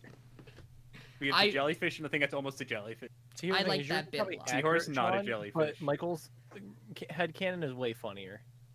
I think that is how like those things work. Is that there is rarities built Probably. into the stuff. Yeah. I don't know how many average people know that. I don't know. Probably But- gotcha people. Like, Yeah, do actual, like physical gachapon. So like it's tricky because I like things in this episode. I'm not like the build up that we're going for here with the old idol group. I don't really care about at all. Yeah. Like I don't care about those characters. Like the mother thing is maybe the only interesting thing about it. I would have cared more if those characters have interacted with our characters yet. Yeah. Like right now they don't even know that she's alive, I guess, is the way to put it. Because Jelly's supposed to be a anonymous thing. Like she's the only name that isn't shown at the end of the music. Everyone else is there. Yeah. So it's just Technically, like, Kiwi goes under the pseudonym or whatever the fuck her Uber model is. But it's like, fucking neat. Yeah. but the other two, it just says May and That's my go. yeah, no, I'm pretty sure just straight up says My Hero Koizuki, May Takanashi. My Yeah. Hero. Mm. My Hero Academia. God, I can't fucking stare at that screenshot. It's gonna drive me. I mad. forget because May's like a nick. Her actual name's Kim. Yeah. Wait a sec. Maybe Anu Kim Takanashi or something. Wait, like is that. she supposed to be not Japanese? Is she I Korean? don't think. I think she's she's half. Korean. I think she's like It's 'cause- half Korean or something. Okay, because like Kim's a Korean last name. Because I think the And Anouk is definitely not Japanese. Yeah, it's not a I Japanese. think I think the orange hair is. I think we're supposed to believe it's somewhat natural. Yeah, no, we're supposed to assume the orange is natural, which is weird, because that's a crazy color. Mhm. I mean, Like that specific shade. Yeah, of that orange, shade I guess is- just like. I guess it's also because it's like when you see orange in real life, that doesn't like have like that kind of glow. Even though Yes. it would be that kind of color, it doesn't glow like that.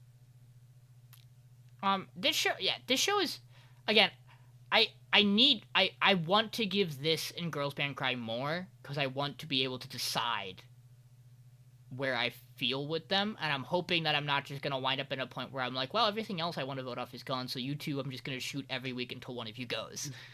Like I would rather have one I like more than the other. This is based on a manga. Yeah, they're both like very close, though, I'd say. I know Mason has a differing opinion. Oh, this manga I just started. I just. It's not based don't- on a manga. I just don't care. Which is fair. Unfortunately. No, that's Like- fair. This cast is not great, and they've They already, don't as we said earlier, they've played their cards. Yeah, that's the thing. Is like I was interested, and then I was like, okay, we got Kiwi stuff. Yours. Like we're literally stuff is already just pretty well we just have fixed. Kano stuff now. I think Toru can be an interesting character. I don't know if they're going to do anything with her, which is my worry. I'm worried they're just gonna make her the girl, right? Like that like they're not going to dive into any like because she has personal struggles we see in the first episode. It happens. We see in the first episode, so like you could do more with her, and I think she's by far the most enjoyable and likable character as a whole. I really like Kiwi, but Kiwi's fun. I can get Kiwi's good. I can get people not liking that character. May is good like 70% of the time, and then she deletes any amount of. I love think for that her number's with too the high, Other 30%. but No, like cause she's like pretty good most of the time, and then she'll do fucking things Yamai would do from Komi-san, and it immediately pisses me off. Yeah. Okay, can we agree that the fucking bag bit was The bag there fucking The got bag me. there- the bag I there think was funny. I think it is funny again because there are so many worse things she can do that is a fine line of like good. This bit's fine. Yeah. That one was so funny. I was like crying. I just wasn't ready for it. Yeah. It's just like Mason, I don't know if you were just eating chips or if you I had must stepped away capture at that this air. point. But I was like, no, that I got was me. there. I was eating Okay. chips, but I was there. That bit was very funny. I thought the other girl, like our main character, is it Maru? That's the main one, the brown haired one. Yeah, Mahiro or Yoru. She's like, all right, guys, let's refocus here for a second. You bitch, But- you live like this? Right? Opens her sister's room. Bitch, she lives like this? Kiwi sees her room and goes, "Damn, bitch, you live like this." I thought I was bad. What the fuck? Yeah, no, that's the really funny. Kiwi goes, "Damn." She's like, wow, one of us. She fucking deep cleans that room in like 45 minutes while making a Yeah. homemade stew. It's kind of crazy. Yeah. Honestly, I just realized it's really weird we haven't seen Yoru's sister since the beginning of like episode 1. Mm-hmm. I mean, I think we might get something with that in later Well, she stuff. seems due to, much like, more the going tied viral into. stuff. She seems much more tied into like. Social. Yeah, so I feel like she's gonna be a tie-in with the other idol group, and with like and getting them to be a little more well known as like people. How she's gonna become the social media manager of Jelly. True. I don't know if I like that. Given the No, it's probably given what terrible. we got of her in episode She 1, I don't know if I like speaks. that. She fucking speaks in Gen Alpha lingo, but she is a character that would say skibbity unironically. Bro, I don't understand it. That's what. Okay, time out real No, quick. no, we're moving on. Let's talk about Go-Go Loser Ranger. Skibbity toilet shit. I don't understand. I feel such. So Go-Go Loser Ranger. So Skibbity starts Toilet. Skibbity toilet. Ohio. Anyways, so Go-Go Loser Ranger starts off this episode where the Rangers are having a banquet, and the Red Ranger goes, so first Suzukiri's late and ends up like just basically telling them to fuck off for making her feel bad for being late. And finally Red makes her apologize for it. And then Red tells everyone, yeah, so I kind of lost my divine artifact. And everyone goes, hey, what the fuck, He delivers this so nonchalant. It's so funny. Anyways, lost my artifact. Can you pass the soy sauce? Yeah. So his second in command that's standing there is like, no, dude, you made a mistake. You need to own up to it. You need to resign. And he's like, you know what? You're right. I should resign. But also, I'm only going to resign if I'm not the strongest one here. And proceeds to kill him. Just throws him against a wall and then pummels him to death. Yeah. Like in the screenshot. You can see the body of this guy. The fact he goes, oh, guess he wasn't the strongest, and sits back down and finishes eating is just so fucking like. It's raw as hell. Before we move on past this scene quick, I want to talk about what might be, in my opinion, an incredibly base line, which is the Blue Ranger is giving her shit, Suzukiri. And he talks to the Yellow Ranger, and he's like, "You should keep your mistress." Your mistress. And then she walks in, and she goes, "I don't like the implication of what you're telling us about the relationship with your second in command." And it's who is a middle schooler, it looks like. And it might be, whew, she destroys that man. Yes, it's so good. He deserved. Yes. So after this, they're all searching for Fighter D because they're searching for the artifact now. And Hibiki, our red-haired boy, ends up finding him. And they have a conversation basically where Hibiki just kind of styles on him through this entire conversation by getting him to tell him exactly what he wants to know. Also trauma dump. Also trauma dumps. And it's so funny. So he's. Do you want to hear about my past? No. I'm gonna tell you anyway.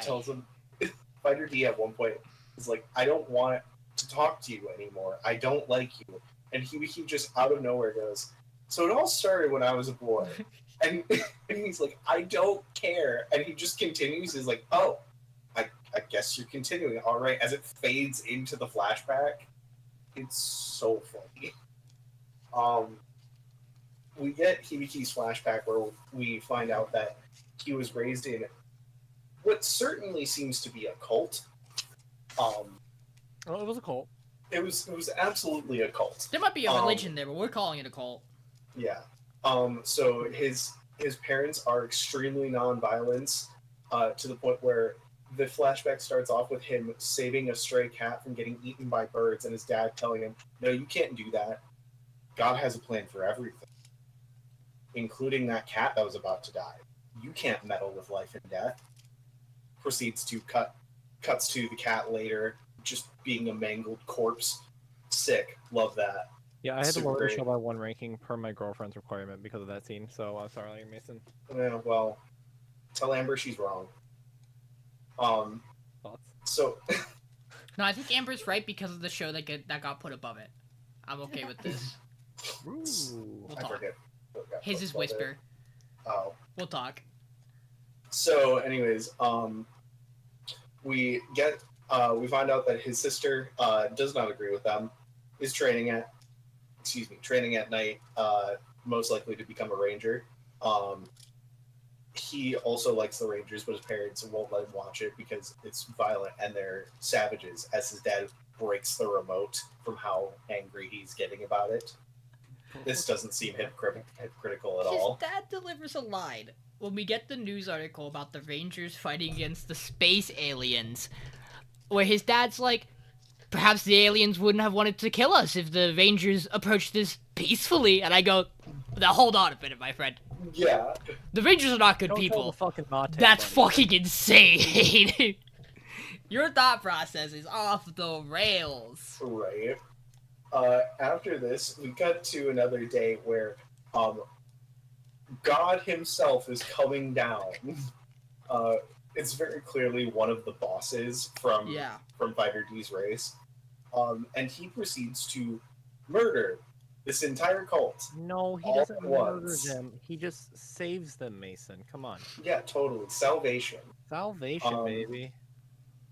Hibiki's sister gets crushed under rubble trying to save him. The classic. He ends up standing up to fight against him, and then somehow he got away. I hate that so much. I hate that so much. Yeah, I'm fine. certainly I'm hoping... fine with it because I'm excited for what dumb bullshit, bad shit, crazy thing they're gonna drop later with this. I have a feeling that they're going to come back to this flashback, so I'm not too mad about it, because it certainly is one of those things where it's like, there's no way you can just move on from this and not have a plan. After this, Blue's 6th in command, essentially, of the Blue Ranger Corps, comes hunting them down. He has a replica divine artifact, which is just a divine artifact with extra steps. And Hibiki ends up helping Fighter D and leads him away before D taunts him and fights this guy. Fight ensues. The guy chasing them ends up melting for a bit. That was a weird part of the power, I think. D steals his weapon, which is a big scythe, before finding out that, oh no, he cannot touch that because he is a monster. It just can't do it. Eventually, they come up with a plan where D... I don't know exactly how this went down, but D and Hibiki swap places, and it looks like he kills Hibiki, but he's fine afterwards, and ends up taking his place, taking Hibiki's place in the Ranger Corps, and basically they have a wager of Hibiki is going to try and fix the Ranger Corps, and D is going to try and destroy it, and whoever does their job first wins. Which I raise a question. Hibiki, how the fuck are you going to do anything right now without blowing D's cover? Yeah. Also, you're missing a hand now. Good job explaining he just cuts that a one. hand off. With his lightsaber that he apparently has in his pocket. I mean, that is whatever. That makes sense. That's it's a not power a sword. I do appreciate the through line that can very clearly be seen of this child was raised in a cult, believing that things had to be done a certain way. He hyperfixates on superheroes, and now he believes that justice must be carried out to the extreme, but like in the good way of carrying out justice. Like he wholly believes that justice is real and can be dealt in a way that is like equal to everybody, that things can work out to the perfect end, and he is willing to cut his arm off to do it. And that all makes perfect sense for his character. The structure of his character is phenomenal. It's I love his really character. good. He's wonderful, because you look at every character in this show and you're immediately like, you're fucking insane. Everybody's insane in this show. And you're going to do some evil, heinous shit. And then he shows up and is absolutely insane, but is the only, I think, wholly good character in this show. We also find out just how high up the other character is in this show, because it's not specified earlier on. Just Yeah. how like important she She's is. just until they go, around. no, she's like the second strongest person in that entire group. In the Yellow Ranger Yeah. Corps, yeah. And he Yeah. killed the 5th strongest in the Red Ranger Corps, which is a big deal. Kind of a big deal. Yeah. Which he lets go to his head a little bit. Yeah. He also now has does he give the divine replica back? I imagine he does, because I can't imagine he can find a convincing way to take it. So he gives the one that he steals from Blue Boy back to him on the plane. And then it's implied that Suzukiri has she has the other. She has the actual divine one somewhere. Yeah. I'm really interested in this show. She has the actual one like in her house basically, because we saw her put it on a pedestal. Yeah. Yeah. This is rad. I really enjoyed this episode. There's a reason it's my number 1 this week. I think everything it does in this episode is super cool, and I'm really interested to see in what ways they take the next couple of episodes. A man got brutalized and fucking shredded into bits and pieces in a wall. The one thing I really didn't like is how they cut from the flashback where he's like, and then I survived. Like, that was the one thing I really, really, really hated from this episode. 'Cause I'm like, no, you didn't. Like, you didn't just survive. Something happened. Tell us. Like, somehow Palpatine returned. Yeah.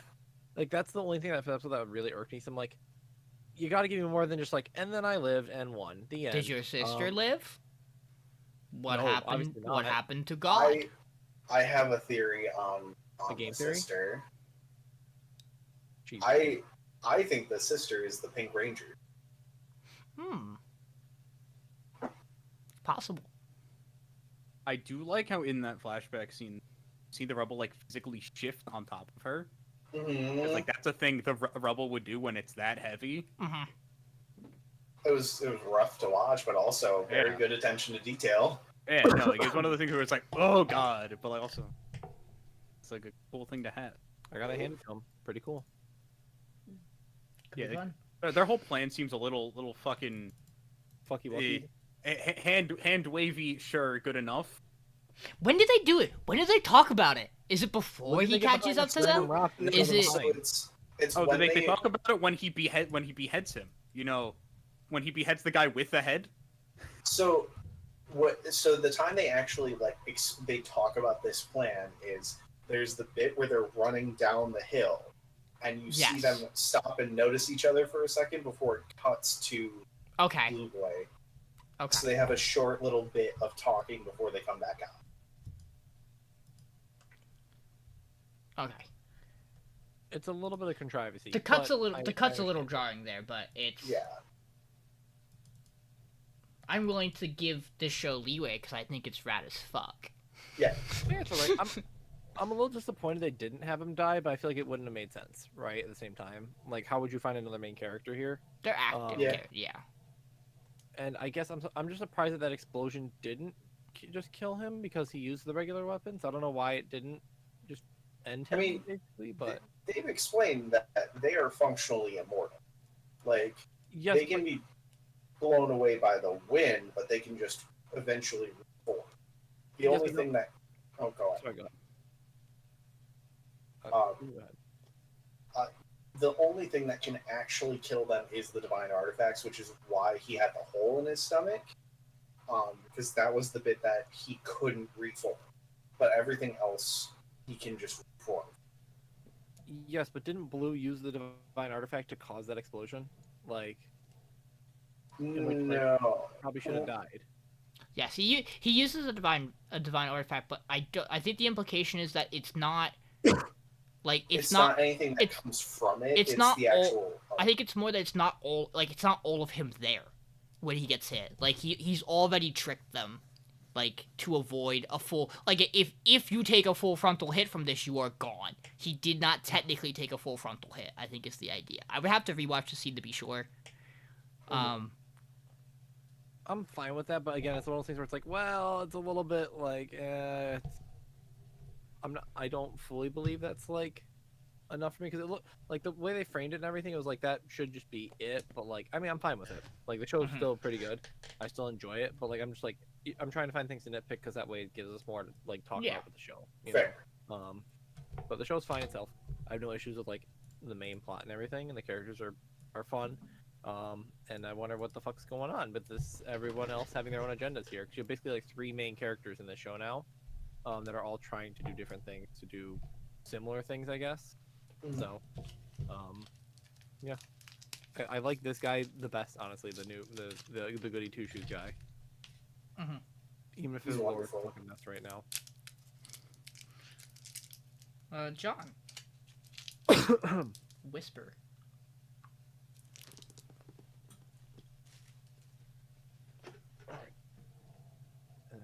The next one is me, correct? Yep. Whisper. Whisper, you. No, whisper. Whisper, I love you. No, whisper, John. Just whisper. I need you to whisper, John. This episode of Whisper. It's okay, you can stop. I don't need the John ASMR hour. Yeah, I got this. So I just wanted to run the bit. I was like, I'm pretty sure it's Whisper Me a Love Song. No, you're right. I was fucking with you. You're good. I was so confused.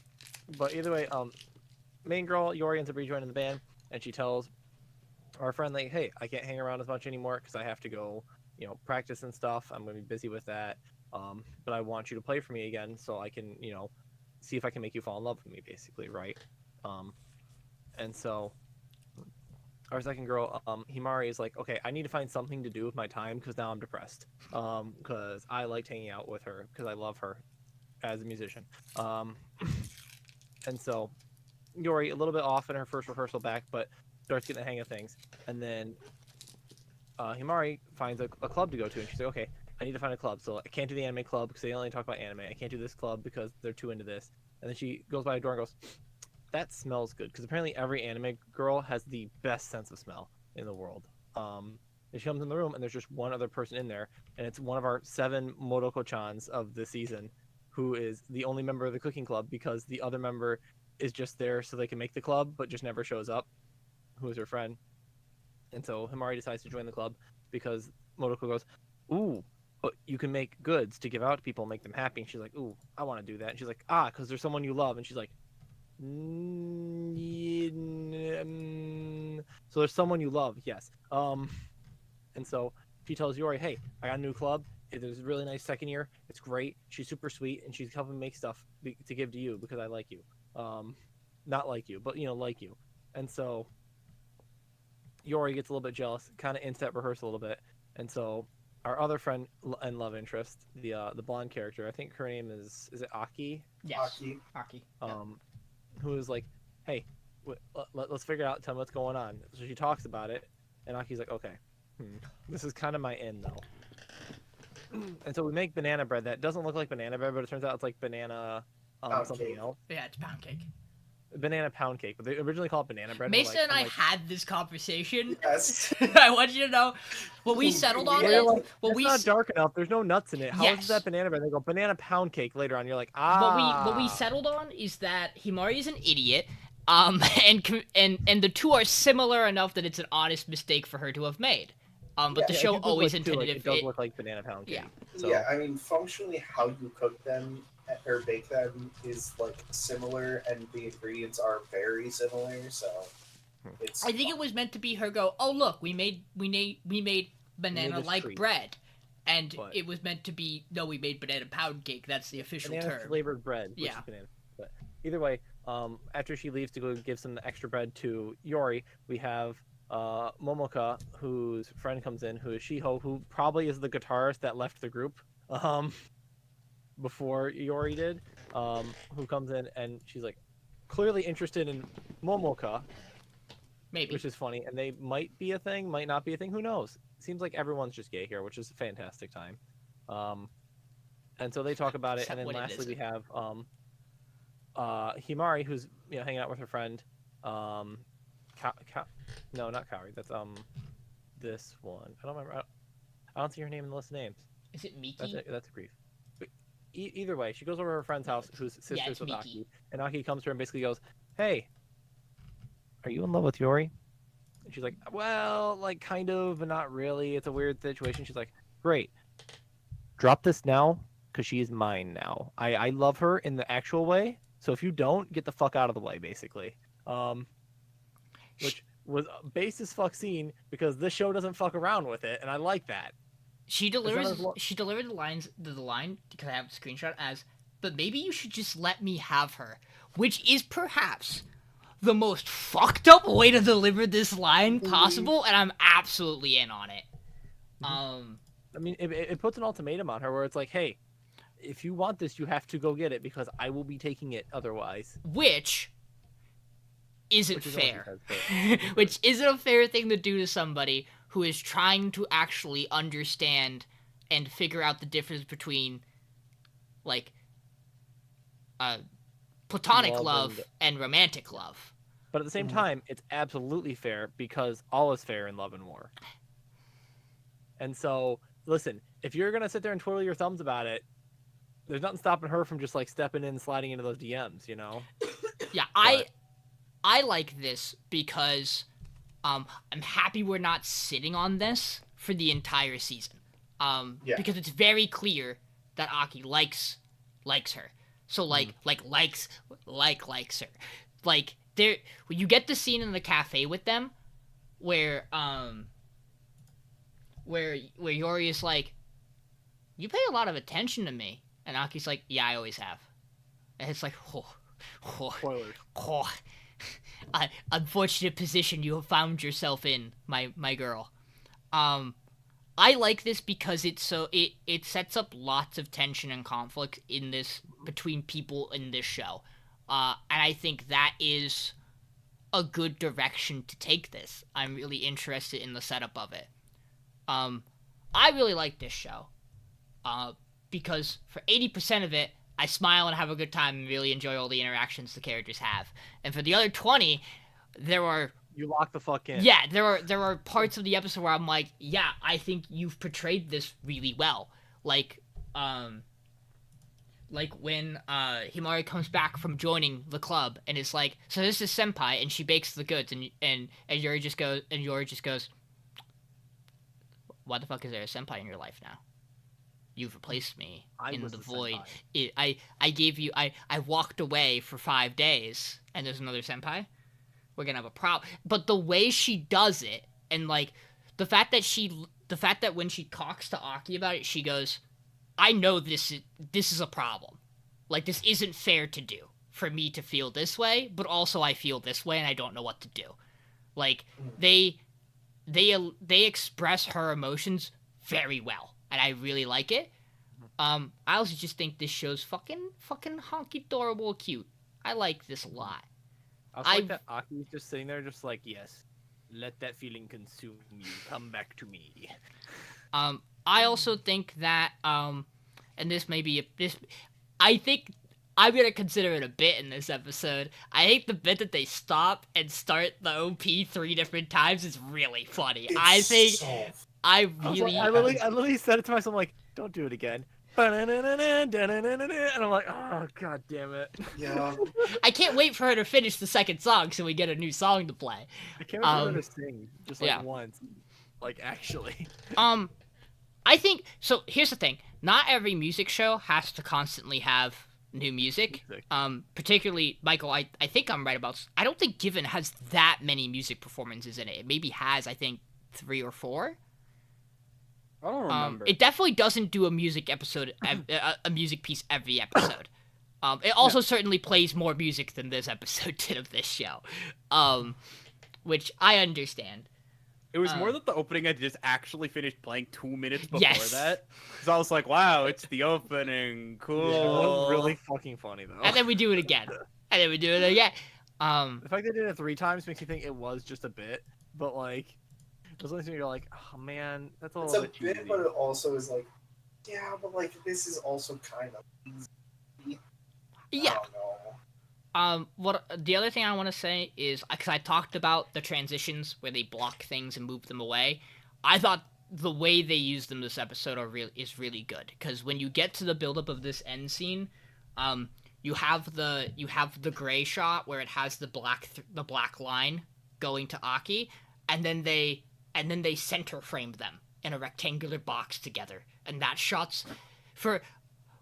This is what I'm gonna say. For Yokohama Animation Lab being a studio who I think does not have a budget ever, I think they are doing things in really creative ways to make this show to make this show flow and be interesting in its direction, and I really like that about this. As Michael says about Girls Band Cry, this is a show you'll have to pry out of my cold dead hands. Because I really like this show personally. That could change. Perhaps it goes downhill. In this fight, Sean. Yeah, I'm with you. Thank you, brother. Go ahead, guys. I don't know what it is. I just don't care. This show just doesn't pique my interest. That's okay. That's I don't okay. know what it is. I like the idea in episode 3 with the I don't know how to love, but like in this episode it feels like every 5 seconds it feels like she's figured it out and then goes no. Yeah. Why do we care less about this show than Girls Band Cry and Jellyfish is my main issue. Because Girls Band Cry is a song I've been listening to the music to for like 3 months. It's Michael's straight at this hyperfixation. So. And Jellyfish and not like a good show, but fair enough. See, my thing is that I need to switch how my brain thinks of this, because my brain heard the opening thing and went, "Wow, that's fucking boring." It's not as good of a music show, but it's not a music show. It's not trying to be in the same level. I think it might change that, and if that's the case, I'm gonna be more critical of the music element, because from the opening, and from the 2 characters we have from the cooking club and the one who shows up, the implication is there's a second group, and we are building. I think that second group is gonna be an interesting thing. So this could turn into a more musical show. Even then I don't think it's meant to be the core focus of it, but I think that critique's totally fine, that bit's not great. I get it. I also think it's absolutely fine to just not be interested in it. I've been in this spot 7,000 times with you guys on other shows, so I'm not gonna give you a rough time on this one. I'm just gonna tell you I adore this. I don't know. This has clicked for me. Also, my brain keeps thinking to the Aki stinger at the end. My brain just goes, but that's not going to go anywhere. We know Yori likes Himari enough for that not to matter. So it's just one of the things where I go, that's an interesting thing for Himari to think about. But we also know it. I don't know. I'm interested in it more so. On Yori in the same way that's putting pressure on Himari right now. Of like, what is the difference in your platonic love for this person versus actual love for that person, right? I'm more interested in this from a perspective of this is a fucked up thing for Aki to do to her friend's sister, to her sister's friend, her love interest's love interest, and her underclassmen. Like, I'm really interested to see the repercussions doing this has to Aki's character and the social group, because I think that's what this is for. I don't necessarily see it as, like, this is going to change Aki's view. Like, this is going to win Aki over. I don't even know if Aki's is going to win Yori over. I don't even know if Yori's going to hear about this right away. Because Himari doesn't strike me as the type of person who's going to go, hey, your bandmate you just joined up with, she's cringe. She said this to me. I don't know how to react. Like, I don't maybe I'll be wrong, and it will be a conversation that happens sooner, but I am interested in in what doing this, how it unfolds. Now, they could also waste this, you're right, this could go fucking nowhere. Yeah, no, I mean, I do want to see how it unfolds. I think we can get into stuff, and I don't know. No, that's fair. I've tried to like the show. You liked it last week. I thought it was fine last week, but it's also just not it's too slice of life for me. Like, and I think my track record on the podcast has shown I just don't generally like shows that are like this. I couldn't give 2 shits about shows that are just high school. I'm really interested to see if this gets more time if you come around on it. Because notoriously, on this podcast, if these kind of shows get more time, we all tend to come around on them a little more. Yeah. So I'm excited to I don't think this show is in shooting range. Obviously for me and not for John. That is going to be up to you I two. can shoot at any time. Yeah. You could, but also you would get shot from over there. That's true. I'm pretty sure. So, John, what you don't realize is I actually am the one who has the ally. Guys, I love this show. I promise. It's like my favorite show on. I should have put it #1, guys. John notoriously loves gay shows. He's never had a stance where that has been not the case. I mean, I did vote. #1, I think. That's that one's either 2. We all know the truth. John loves. Definitely didn't fight John. Sasaki and John Yama loves kicking Yuri. and screaming most I of like the time. Sasaki and Miyano. John loves Yuri. He may not be the biggest fan of Now, yeah. hang on, wait a minute. Love is a very strong word that clearly this show and I would not use. No, this show would use it a lot. The show's trying to use it, but the characters are not sure about it. Now we get to flip the room. Hey, Michael. Let's talk about Train. So I just realized. So I'm looking through the cast, and Yuri and the girl we see walk into the club, both have 2 voice actors. Because they have a character voice actor and a singer voice actor. One of the voice actors for the girl is VTuber. Oh. Hey, you know what's maybe perhaps equally wild? That I found out while in the middle of this, that there is a visual moment where you can see me react to it, but I didn't say anything.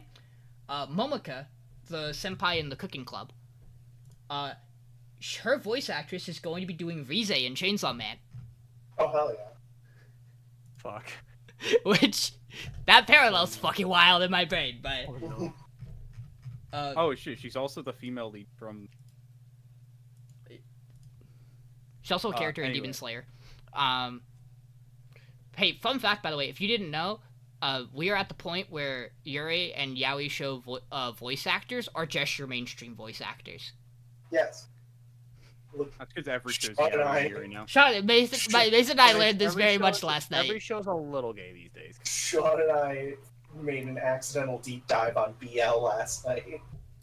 So, Based on a gay okay, manga. so I have to share this small excerpt quick.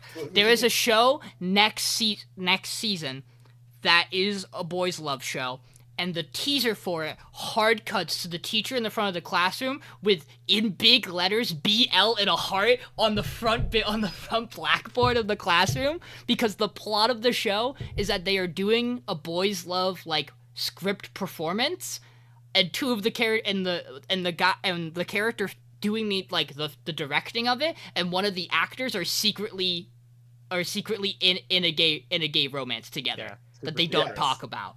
No one's gonna see it coming. All of that voice cast, most of that voice cast is from Sasaki to Miyano or Given, and 2, they're also in fucking everything. Yes. Michael, One of them was Benny Maru. Train to the End of the World. Train to the End of the World. So this episode, we go to like 5, 6, we go to a bunch of stops this episode. Aptly titled, "Why Are You Hiding Your Butt?" Because we have the stinger from last week that we thought was Akira growing a tail, or starting to grow a tail, which would be like, oh shit, animal trans. We actually learned this episode, kind of partway through, kind of get the connection that it's a mushroom, and Akira, for some fucking reason, no fucking explanation why, decides to hide this from the group, knowing exactly how bad these things. I guess we'll blame the mushroom on it. I have another explanation, but I mean, I guess it's her butt, and she doesn't want to show her butt to, I guess. Her friends in quotation marks, because this is a fucking gaggle of characters. It's crazy these 4 tolerate each other enough to have gotten this far. Yeah. Nadeshiko's pulling some heavy fucking weights to have this group not murdering each other. It's sad, because that's her only character trait, is that she's the nice one who makes them stop fighting. This episode, we get a thing, it's like, they start, like, each learning how to do train stuff, they start trading off. to get attacked between by like goat doing men. the train stuff so they can move a little fast. We see goat people. We see Jizo statues. We see There's some other things. we see oh my god, mandrakes.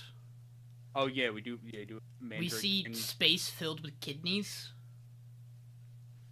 Oh yeah, they do go through the abstract Kidney zone from Inside Out. This episode just started to really grind on me how annoying some of these characters are, and when Akira gets essentially deleted, how little I like this cat. Akira was so good, and Shizuku just does fuck all this episode. He just literally sits being pouty. Or sleeping. She gets to sit there and being Eeyore for an episode. Like, they're trying to do stuff with the Gyaru character. Nadeshiko, I have given up all hope on her ever being given a fucking character trait outside of being nice. I'm gonna share some things. So, Michael, talk about the end of the episode first before I get into this. They're going to find the doctor for Akira. Oh yeah, they do get something. Yeah, there's an end of this episode. Do you remember, or you want me to take it? I don't even remember. This is when I so watched it. the screen grab will help you, if you have stream up. If you don't, do you want me to send it? I could get. No, I'll just send it. We'll see who wins first. It's not up on stream anyways. Oh, it should be. Oh yeah. Oh yeah, the little people. I forgot. Worst company. We found the power of an enemy stand. Worst company. Gulliver's Travels. Yeah, they found the town of small people. Where the doctor's It was supposed foreshadowed to at the be. start of this episode. Thank you. First Yes. talking about- Yeah. So- they straight up just name 3 things in a row, and it's the first 2 things they did, and then small people. Yep. Yep. I was like, oh, Because that's where we're going this episode. because It's on the Michael, map. so this is exactly what I was going to talk about. You said that that Nadeshiko doesn't have a character. No, most likely what it is everything she's ever told. What's the character they're trying to find? Yoka? That's her. Yoka. Most- Yoka's the... Most likely, all this shit is stuff she said to Yoka. I wrote the stuff down because I rewatched the beginning of this episode because I felt bad because I was in the middle of a game, when we started watching this, and like the bits I tuned in for, I was like, wow, these characters seem really horrible, and I'm like, maybe I'm being too mean because I was not paying full attention. And I think that is true because I rewatched it and I don't think I have as big of a problem with the earlier episode, the earlier dialogue in this episode as I felt like I did. So I'm gonna unpack this because I have a lot to talk about with this show, because it is my bottom show. On one hand, I kind of like the foreshadowing of the stuff at the beginning of the episode. I think that could be a neat plot point.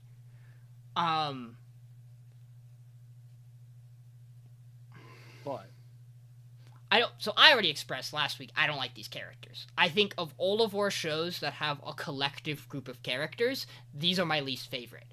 That's And fair. we have so many of them that, like, if you have to make me pick a group of 4 girls, it's not going to be this one. Something I think is interesting that I almost don't even want to give to the show, because I'm worried that I'm giving it too much, is that when they do some of these flashbacks, Akira isn't as, like... predominant. No, she isn't as, like, into her, like, books and like, Wikipedia knowledge. Because when they stare over the river, it's Remy that tells her, like, the folklore thing and scares her. And so I think they're setting up a point of, like, these 2 characters become who they are because of each other. It's just that they also treat each other like such dog shit. And trust me, I have a lot of friends, and we treat each other like dog shit sometimes. But never once has one of them tried to genuinely ask me for help, and my response was, "Go eat paper and die." Eat shit and Hiro and Rami are. And fucking also characters. never has someone been like, maybe we should, like, maybe we should be nice to her because she saved our lives. And then you double down on the, oh, you got a stinky butt, huh? Stinky butt? Which, I'm laughing because of the way I said this. But the bit in the episode, she just hammers it home. Remy does. For no particular reason. I also can't particularly like the mushroom thing. Because why? Every other mushroom grew on everybody's head. And why? We like avoided the stuff that would have yes would have caused the mushroom. That's what makes this so awkward. And it also isn't working the same way. Because like she is herself for multiple days through. So I don't and you could argue that's because it's not on her head. Well, like, what are the rules of the mushrooms? Why are they working this way? We've left this place. We don't have context for it. And even if I get it, I don't know why does it do what it did when it got taken off. That's part of the mystery they're building to. Sure. I'm trying so hard to not be like, oh, my idea was better. Like, I'm really trying to divorce that because just because the show didn't do something I expected doesn't mean it's bad, right? Like, it's just I still don't like this concept on its own. I think it's weird. It's like we have two characters we have stuff with, and I find one of them super obnoxious, and the other one has become not a character, and then we have the other two characters who I don't care about. I do like the stuff we get with Raimi this episode, where she starts to have like she's like, wait, I acted rashly. Yeah, it isn't entirely her fault because there wasn't much they could do, but her just going for it also caused its own problems, and I do like her finally going, oh, I messed up. I need to like that's like a big thing. I just wish she would also gonna lead to something. Maybe. I just wish she would also go. Maybe I shouldn't have said all the horrible things about what I think are her worst character traits straight to her face as I was trying to save her life, because that makes sense to have done in what and I get it, they're kids. Notoriously, kids can be written absolutely dog shit. And kids can already sometimes but I don't know. I'm very hard on this show. I just think of everything we have left. This is the thing I don't particularly care to see more of. Even the show I have above it, which we will talk about next, I believe. I at least think I can sit through another episode 2 of it, and it's fine. And I won't, like... There is one thing about Bartender that bothers me, and I will talk about it. But arguably I can say the same thing about this show, which is that I think a lot of its writing is very in-your-face and obvious. And then it has dialogue. I just reminded myself of this and it upsets me. And then it has dialogue where these kids talk like they're telling a Rakugo joke. And it fucking drives me mad. Because I don't understand what the jokes Remy is trying to make half the time are. Or like, because this episode opens with them making a Green Thumb joke. And it just makes no sense. And then they do the Baphomet history reference. I don't know. Maybe it's a translation thing, and it almost certainly I feel like probably is, like, translation word-wise, like, for the Bahamut and Helmet bit. I just really don't like jokes like these die on me. I don't like Train. I'm gonna slay it. Spoilers. I'm with you there on Train. Like, I was kind of out of it last week as well.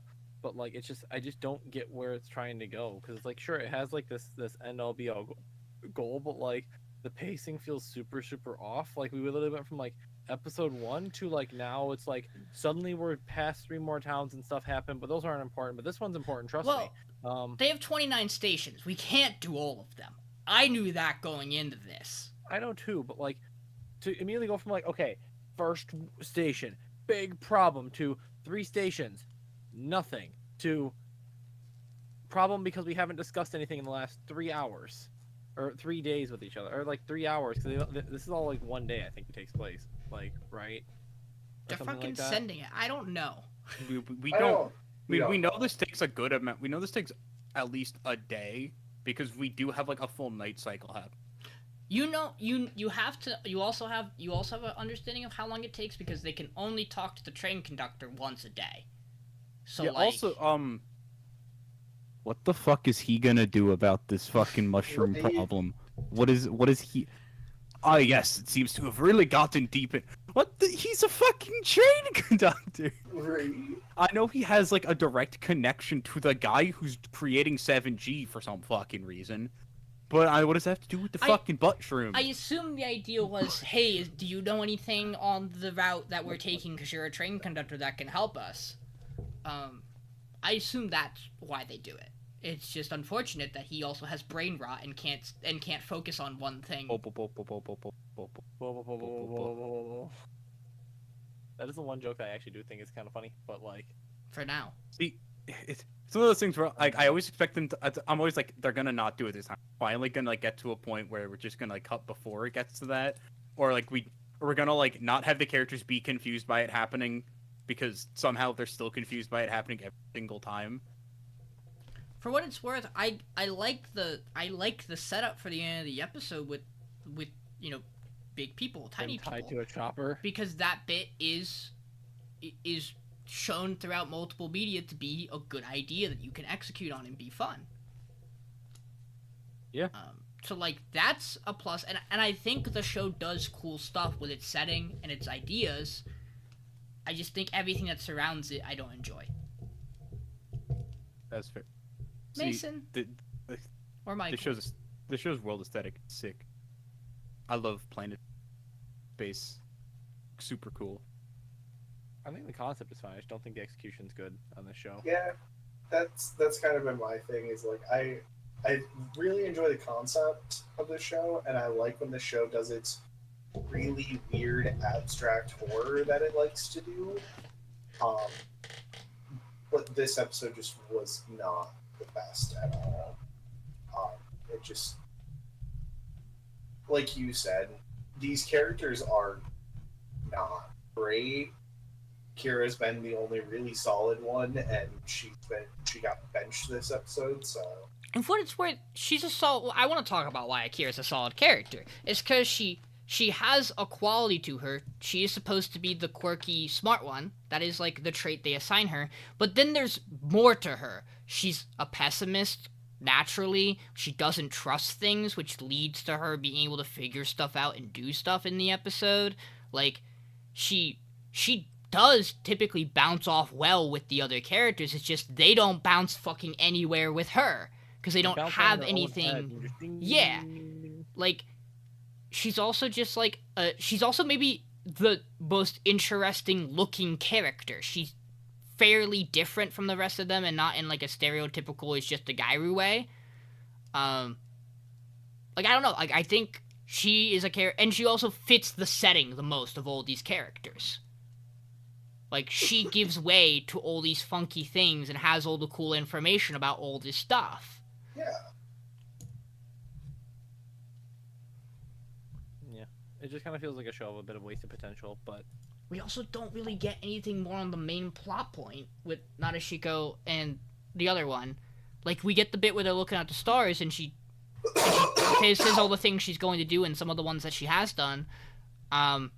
And then they say, our name is now Sirius. As they look at what the fuck does that mean? And I get that that's the point, is like we're supposed to be piecing together whatever's happening with them, but I don't care about this in the way they're piecing that it. That requires me to be interested in what's happening. Yes. Then, that's the problem. And for it to be well written and like engaging about it. And we know nothing about this girl besides the fact that she started 7G because she was forced to against her will. Because she lost the gacha. Yeah. She pressed the 7G button and now the world is fucked. To progress on, because I think we've said a lot. I think we all have expressed. Yeah. I want to talk about a show that I think three of us at least think really popped off this week, and one of us thinks got better. let's talk about Yatagarasu. This show is so hard to get a screenshot for.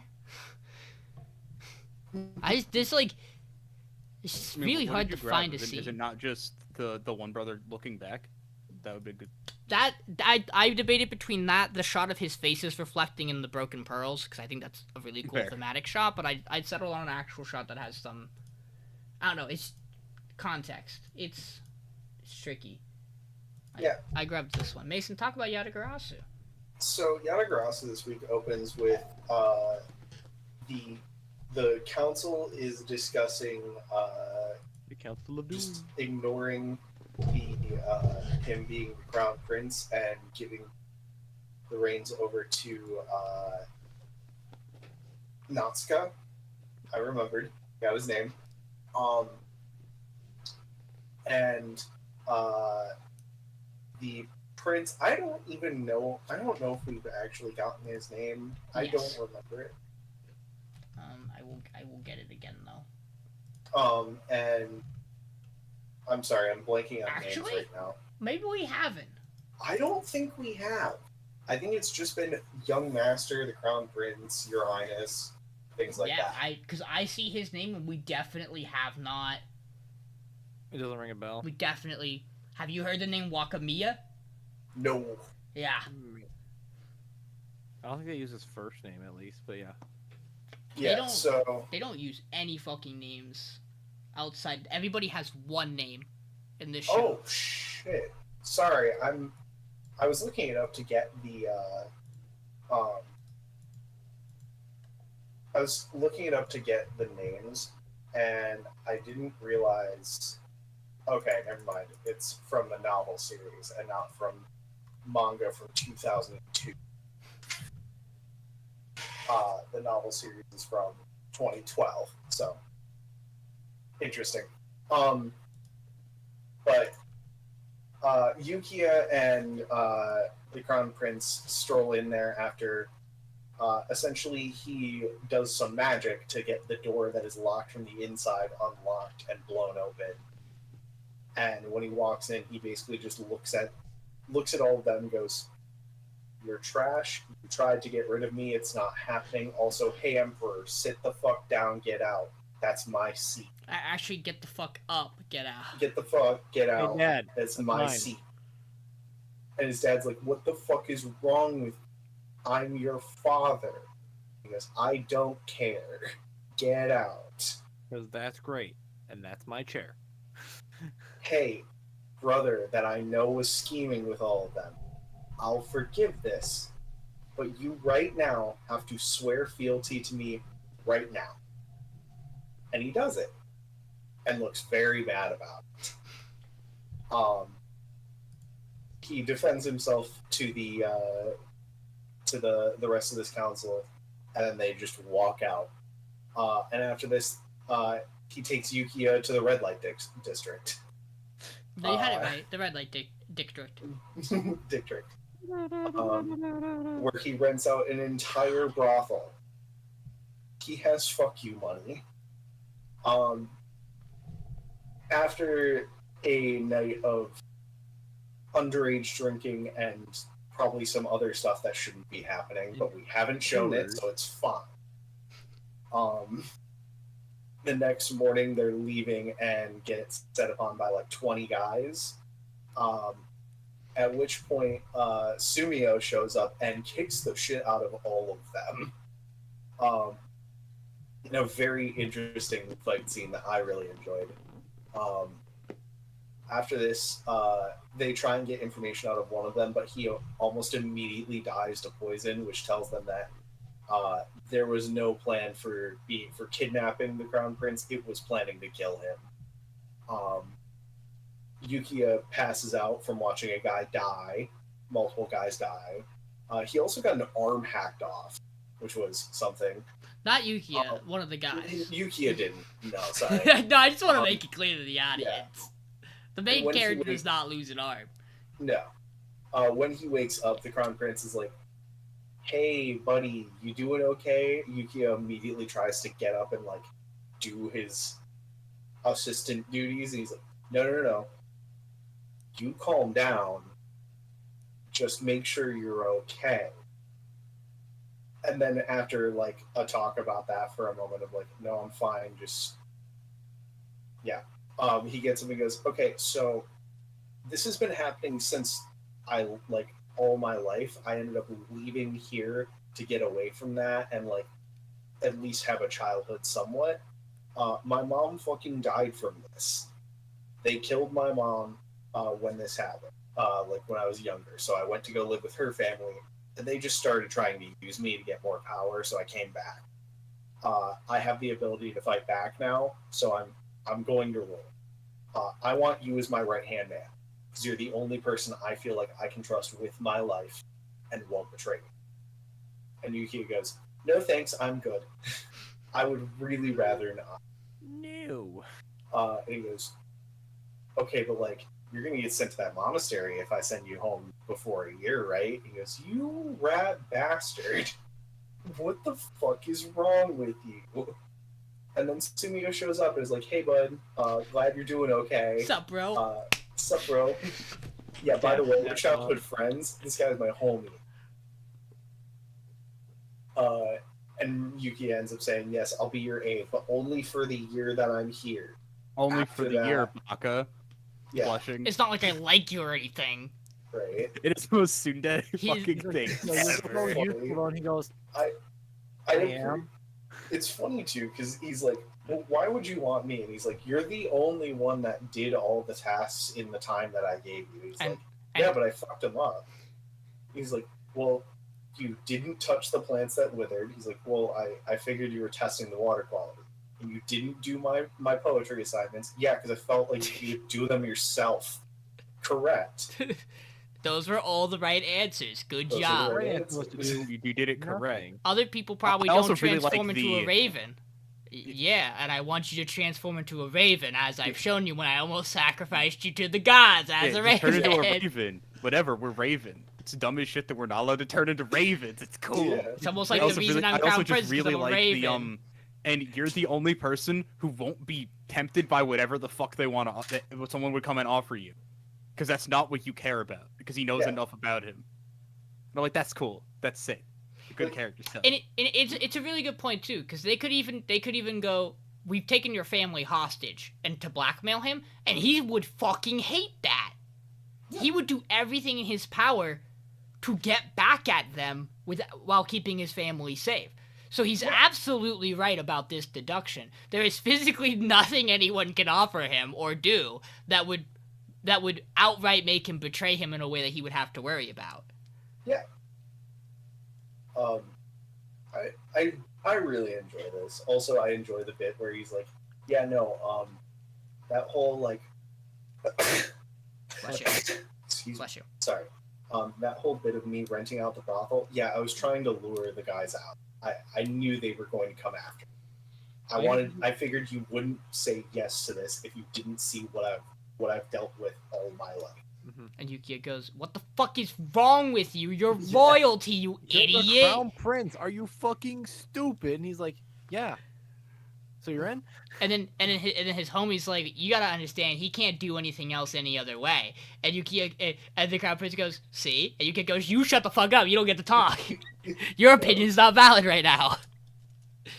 And then the episode cliffhangers with him getting driven away by the bro. I imagine for some kind of training that he is not pleased to be doing.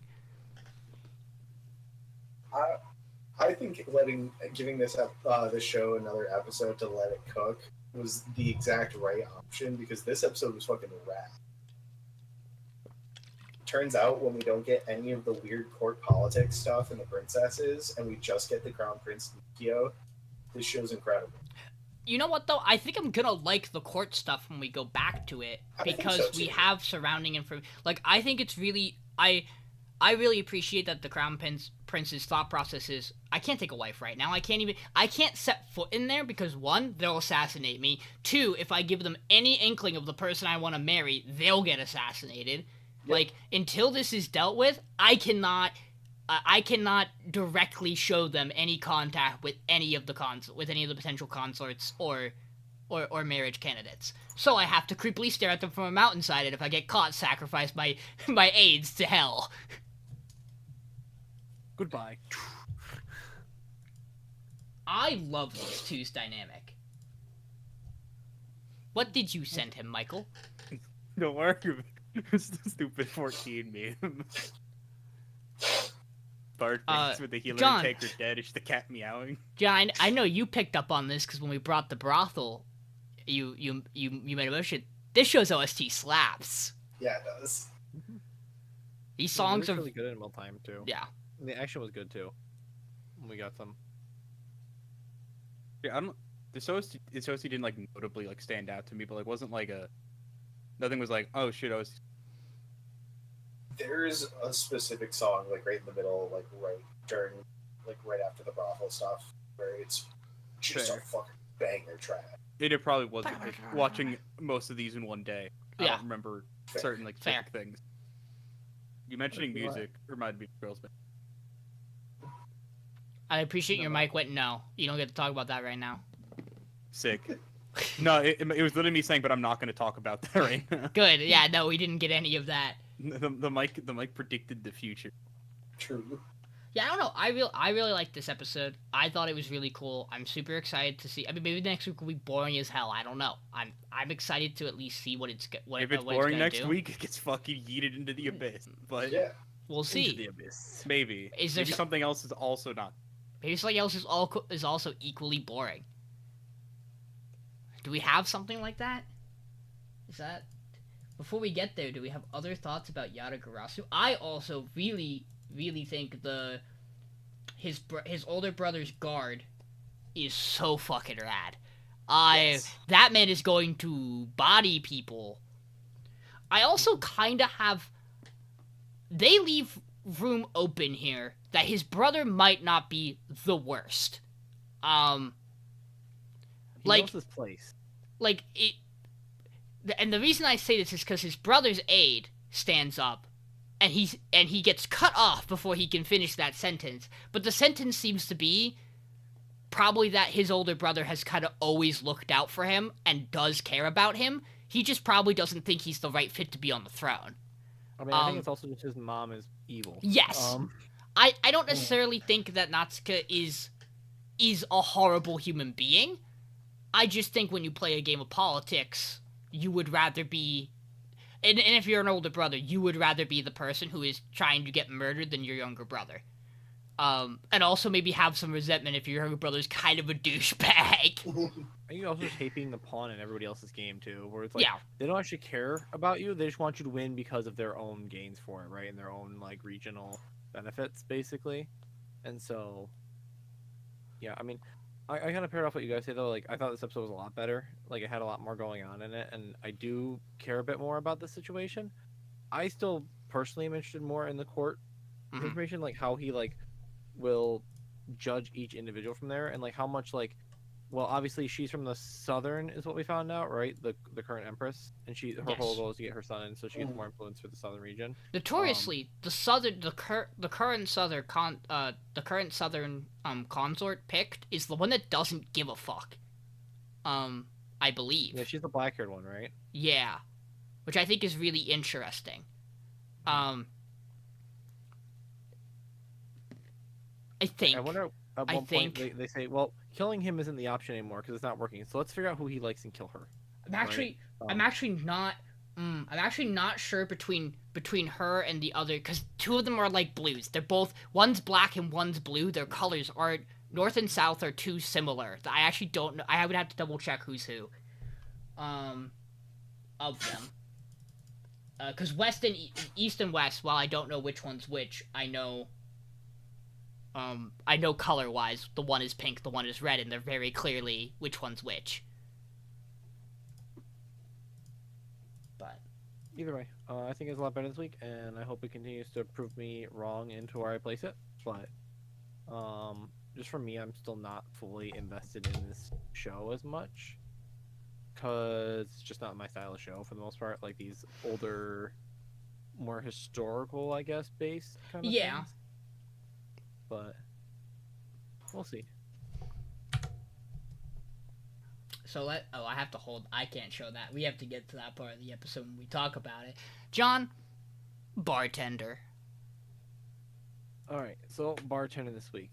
And this week it's all about the martini basically, except for that one time they make a dark and storm, or not a dark and stormy, but a Moscow Mule, in which they're like, hey, our chef had to suddenly return home for some reason, so we need a new guy. And so this random 3 Michelin star guy, as we found out, is back in Japan. They're like, well, we can recruit him. However, he wants ingredients specifically from France to work here. Like the exact ingredients from France down to the water. And they're like, that's not reasonable. And so basically our bartender goes around and talks about certain things and like how different ingredients works. He goes and gets some food. They kind of schmooze up the chef. They bring him out to a bunch of different Japanese food places, and they finally go, oh yeah, one more place for you. It's a bar. And he goes, cool. And then so he orders a drink, in which they test him and say, hey, you're a professional chef. Here's a wine for you to taste. And he goes, this is clearly this. And he goes, no, it's this. Surprising approximately 0 people that he was wrong. Where it was actually like a median, which is a different type of wine, but the way it's aged and like how he like dresses it up makes it kind of confusing basically. And then they tell a story about how basically it's like, hey, listen, just because you don't have the same ingredients, like they tell you, doesn't mean you can't make the same dish. You just have to find ways to make that dish based off the ingredients you have, not based off of the recipe you have. If you look past your preconceptions, you may find that things aren't the way they seem. And then the second half of the episode focuses on the martini, which we have our other bartender girl who's still depressed about sucking at her job, basically. In which she's like, listen, I'll take you to a place where I learned how to make the best martini, or my own martini. And you have this random chick behind the bar because the boss isn't there, who educates him on how she makes her martini versus like a standard one. And how it's like, you know what, the martini you make is going to be different than everyone else's. And that's what matters. You just have to find your martini. And that's kind of it for the episode. There's implications that the owner of the hotel might be at behest of the martini god dude. Might be setting up for a competition. Because every plot point this show builds is blatantly spelled out on the wall for you. And the rookie bartender and the bartenders are talking about how competition is how they develop their skills. So almost certainly he is about to announce there's going to be a competition. It's almost like it's an older show, and they did that a lot in older shows. Yeah, by far my biggest gripe with this episode is that the episode starts, they recruit him, he goes out to eat, and the guy goes, this gyoza got honey in it. Bet you didn't see that coming. Remove your preconceptions. I go, I wonder what this episode's gonna be about. And lo and behold. And that is by far just like, it's one of those things where like the writing of this show is not particularly captivating. Writing. Especially when most of the episode is someone telling someone exactly what they want them to learn from the interaction. However, I did get something out of this episode. I got to watch Mason go, why the fuck does everybody have a business card? That I also got really angry over question. So one of them makes a martini it's a vodka martini that she makes with Pinnacle vodka, which is disgusting because Pinnacle is whipped cream vodka and should not go into a martini, in my opinion. Can you confirm? But also, I don't like Pinnacle. Martini. Okay, Pinnacle's the one that just makes like goofy ass flavored. Yeah, it's weird flavored vodka. They're very well known for their whipped cream vodka. It's something. Yeah. You think have like a plan that too? Who knows? But even then, if you're gonna use vodka, use like a good one. Yeah. Not fucking Usually Pinnacle. I don't That'd drink. be like, yes, I'm gonna make this thing, and voluntarily going, yes, I'm gonna use a New Amsterdam vodka for a good drink.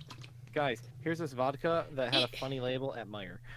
It is also it's a little silly to me and I understand that this is probably true to some degree, so it's fine. But it is silly to have a show that is about bartending, where it has already been established that being a bartender involves knowing skills, like types of recipes, traditions, and makeups that come from across the entire fucking world, and have a plot point in the episode be about how people get hyper focused on like a regional thing that should make them like a star from their region, and that letting go of that is like a big deal. Like you're talking about alcohol. It's a little silly. This plot point's a little silly. I will give this show one thing. I think the most interesting thing this show does is at the end of its episode, where they imply that our main bartender,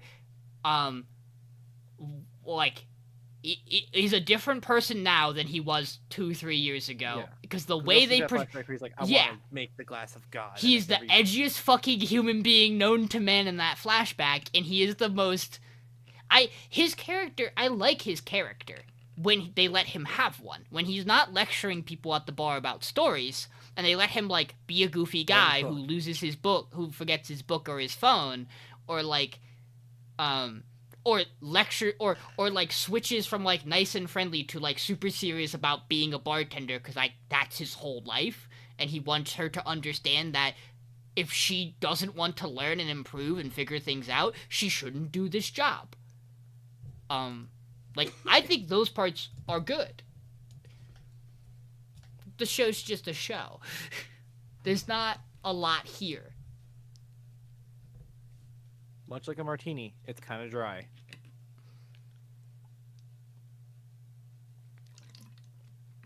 Other thoughts on Bartender?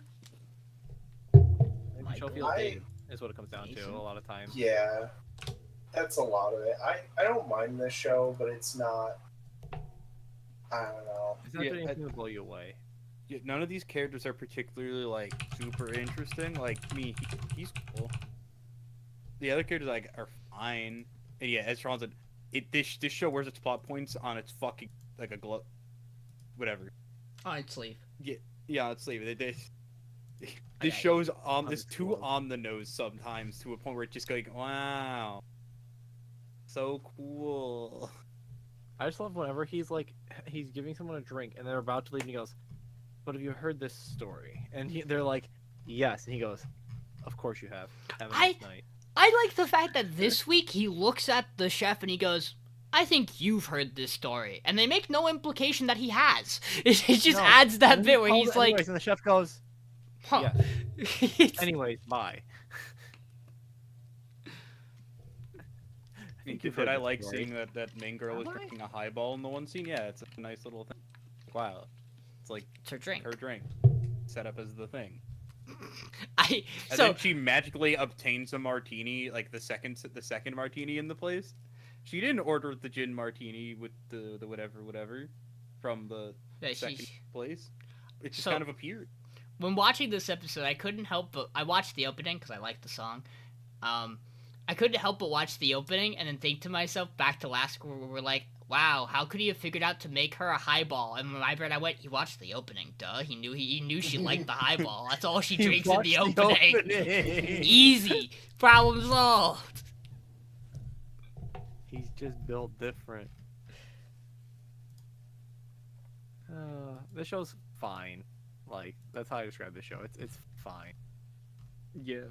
I want to like the show more than I don't think it'll be around too long, but I think it's still just like, yeah, it's just plugging along. I think I think it is fine. It is like, again, this is what I meant by like, if I didn't have such a dislike for Train, it would really be between this and Train. Just because like it's the other thing I'm not necessarily like dying to, watch. Sorry, I'm staring at things in my room. And then like I have the shows that I want to give more time because I think they can be good. Which is like Jellyfish, Girls Band Cry. And then like I think Spice and Wolf is a good show. I have no problems with it. I really like watching Yatagarasu and Whisper as of right now. Like, I'm really excited to watch more of those. And then Windbreaker, Kaiju, and Go-Go are insane. So, like, that's where I fall.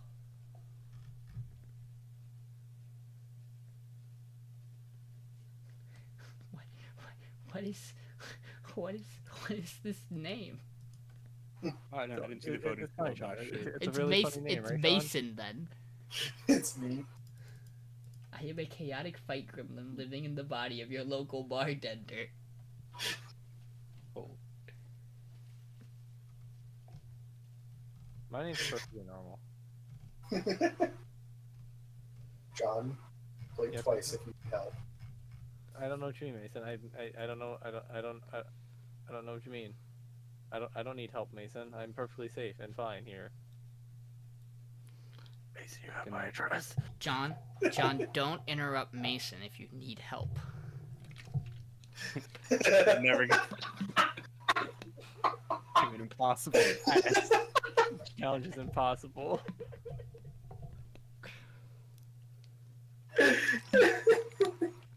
While Mason's dying, I also want to bring up that something Mason's been doing. Yeah, He's almost done with a game. I'm almost done with ZTD. That's I'm it. finally. I can't believe that you're not gonna be able to talk about it. If we ever let Mason talk about this game, it has to be with a med spoiler warning, because there is no way to Yes. ever talk about ZTD without spoiling the entire franchise. Just by opening that game up, you spoil the first two games. Have you tried closing? Mason he's closed it multiple times. Yeah, I really enjoy ZTD. It's getting close to being better than VLR to me, but it's also batshit insane, and I understand that some people who would like VLR will not like ZTD. Amber, I think they're just speaking in codes. They're just We saying are. letters now. I mean, it's functionally, if you enjoy the Danganronpa games, you'll probably. I remembered the fucking maybe anagram enjoy for it. ZTD. And every time I think of it, I think of that stupid anagram that people joking about it. I'm bad. Are you talking about the one with the leftover letters, or another one? Another one. We'll tell you when we're allowed to. Okay. Double check I- it right now. It's wild to me that I am certain that I have maybe like 4 more hours left in that game. Out of Maybe. the like 20 that I've played. And I feel like I am just now understanding the plot of this game. Hate when that happens. It's good. I enjoy it, but Well, that's good. I don't know where I found that now. I don't know.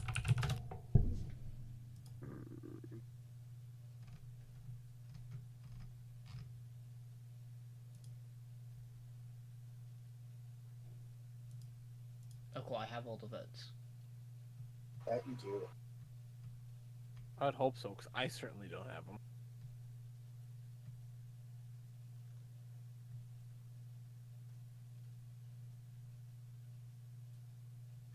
Yep, no, I found it. It's so like I'm gonna send it to you just to check if this is the one you were talking about. I think you found it. Probably. I can make an educated. An educated Is goose. it this one? Yes. That one. Boy. Mason, you could physically put that title into an anagram generator and you'll never find it. The chance that you will stop and go, what the fuck? It's that is doesn't exist. So votes. 1 slay on Girls Band Cry. Michael is going to kill someone. No slays on Windbreaker, Spice and Wolf, Kaiju, Go-Go. Also 1 slay on Whisper and Yatagarasu. 2 slays on Jellyfish and Bartender. And 4 slays on Train I almost slayed Bartender, but I was worried if I did, we might get a wheel. And when I thought about it, I went, no. I don't want to wheel Bartender and Train. Train got derailed. I guess that Train really did go to the end of the world. I'm not fired. John, by the way, you said earlier you're not sure, where Train's gonna go. No, you are. There's a map that tells you exactly where that show's gonna go and everything it's going to do. Don't forget. We ended it before Raccoon Land. Maybe Raccoon Land was the statues. Maybe we were raccoons. Yeah, raccoons. Maybe the raccoons were. I don't know. Maybe I don't know. I have to look at it again. It's like. But so Train to the End of the World is gone. We will watch episode 5s of everything next week, and then we will vote something else out as we do. That's that. Are you okay, John? I hear in the corner. I know where the raccoons are. They're in the tree trunk in Stardew. Okay, go back to Stardew, John. We'll release you back to Stardew. Back to the old farm gamers. Everybody, have a wonderful night. Thank you for joining us for this late episode.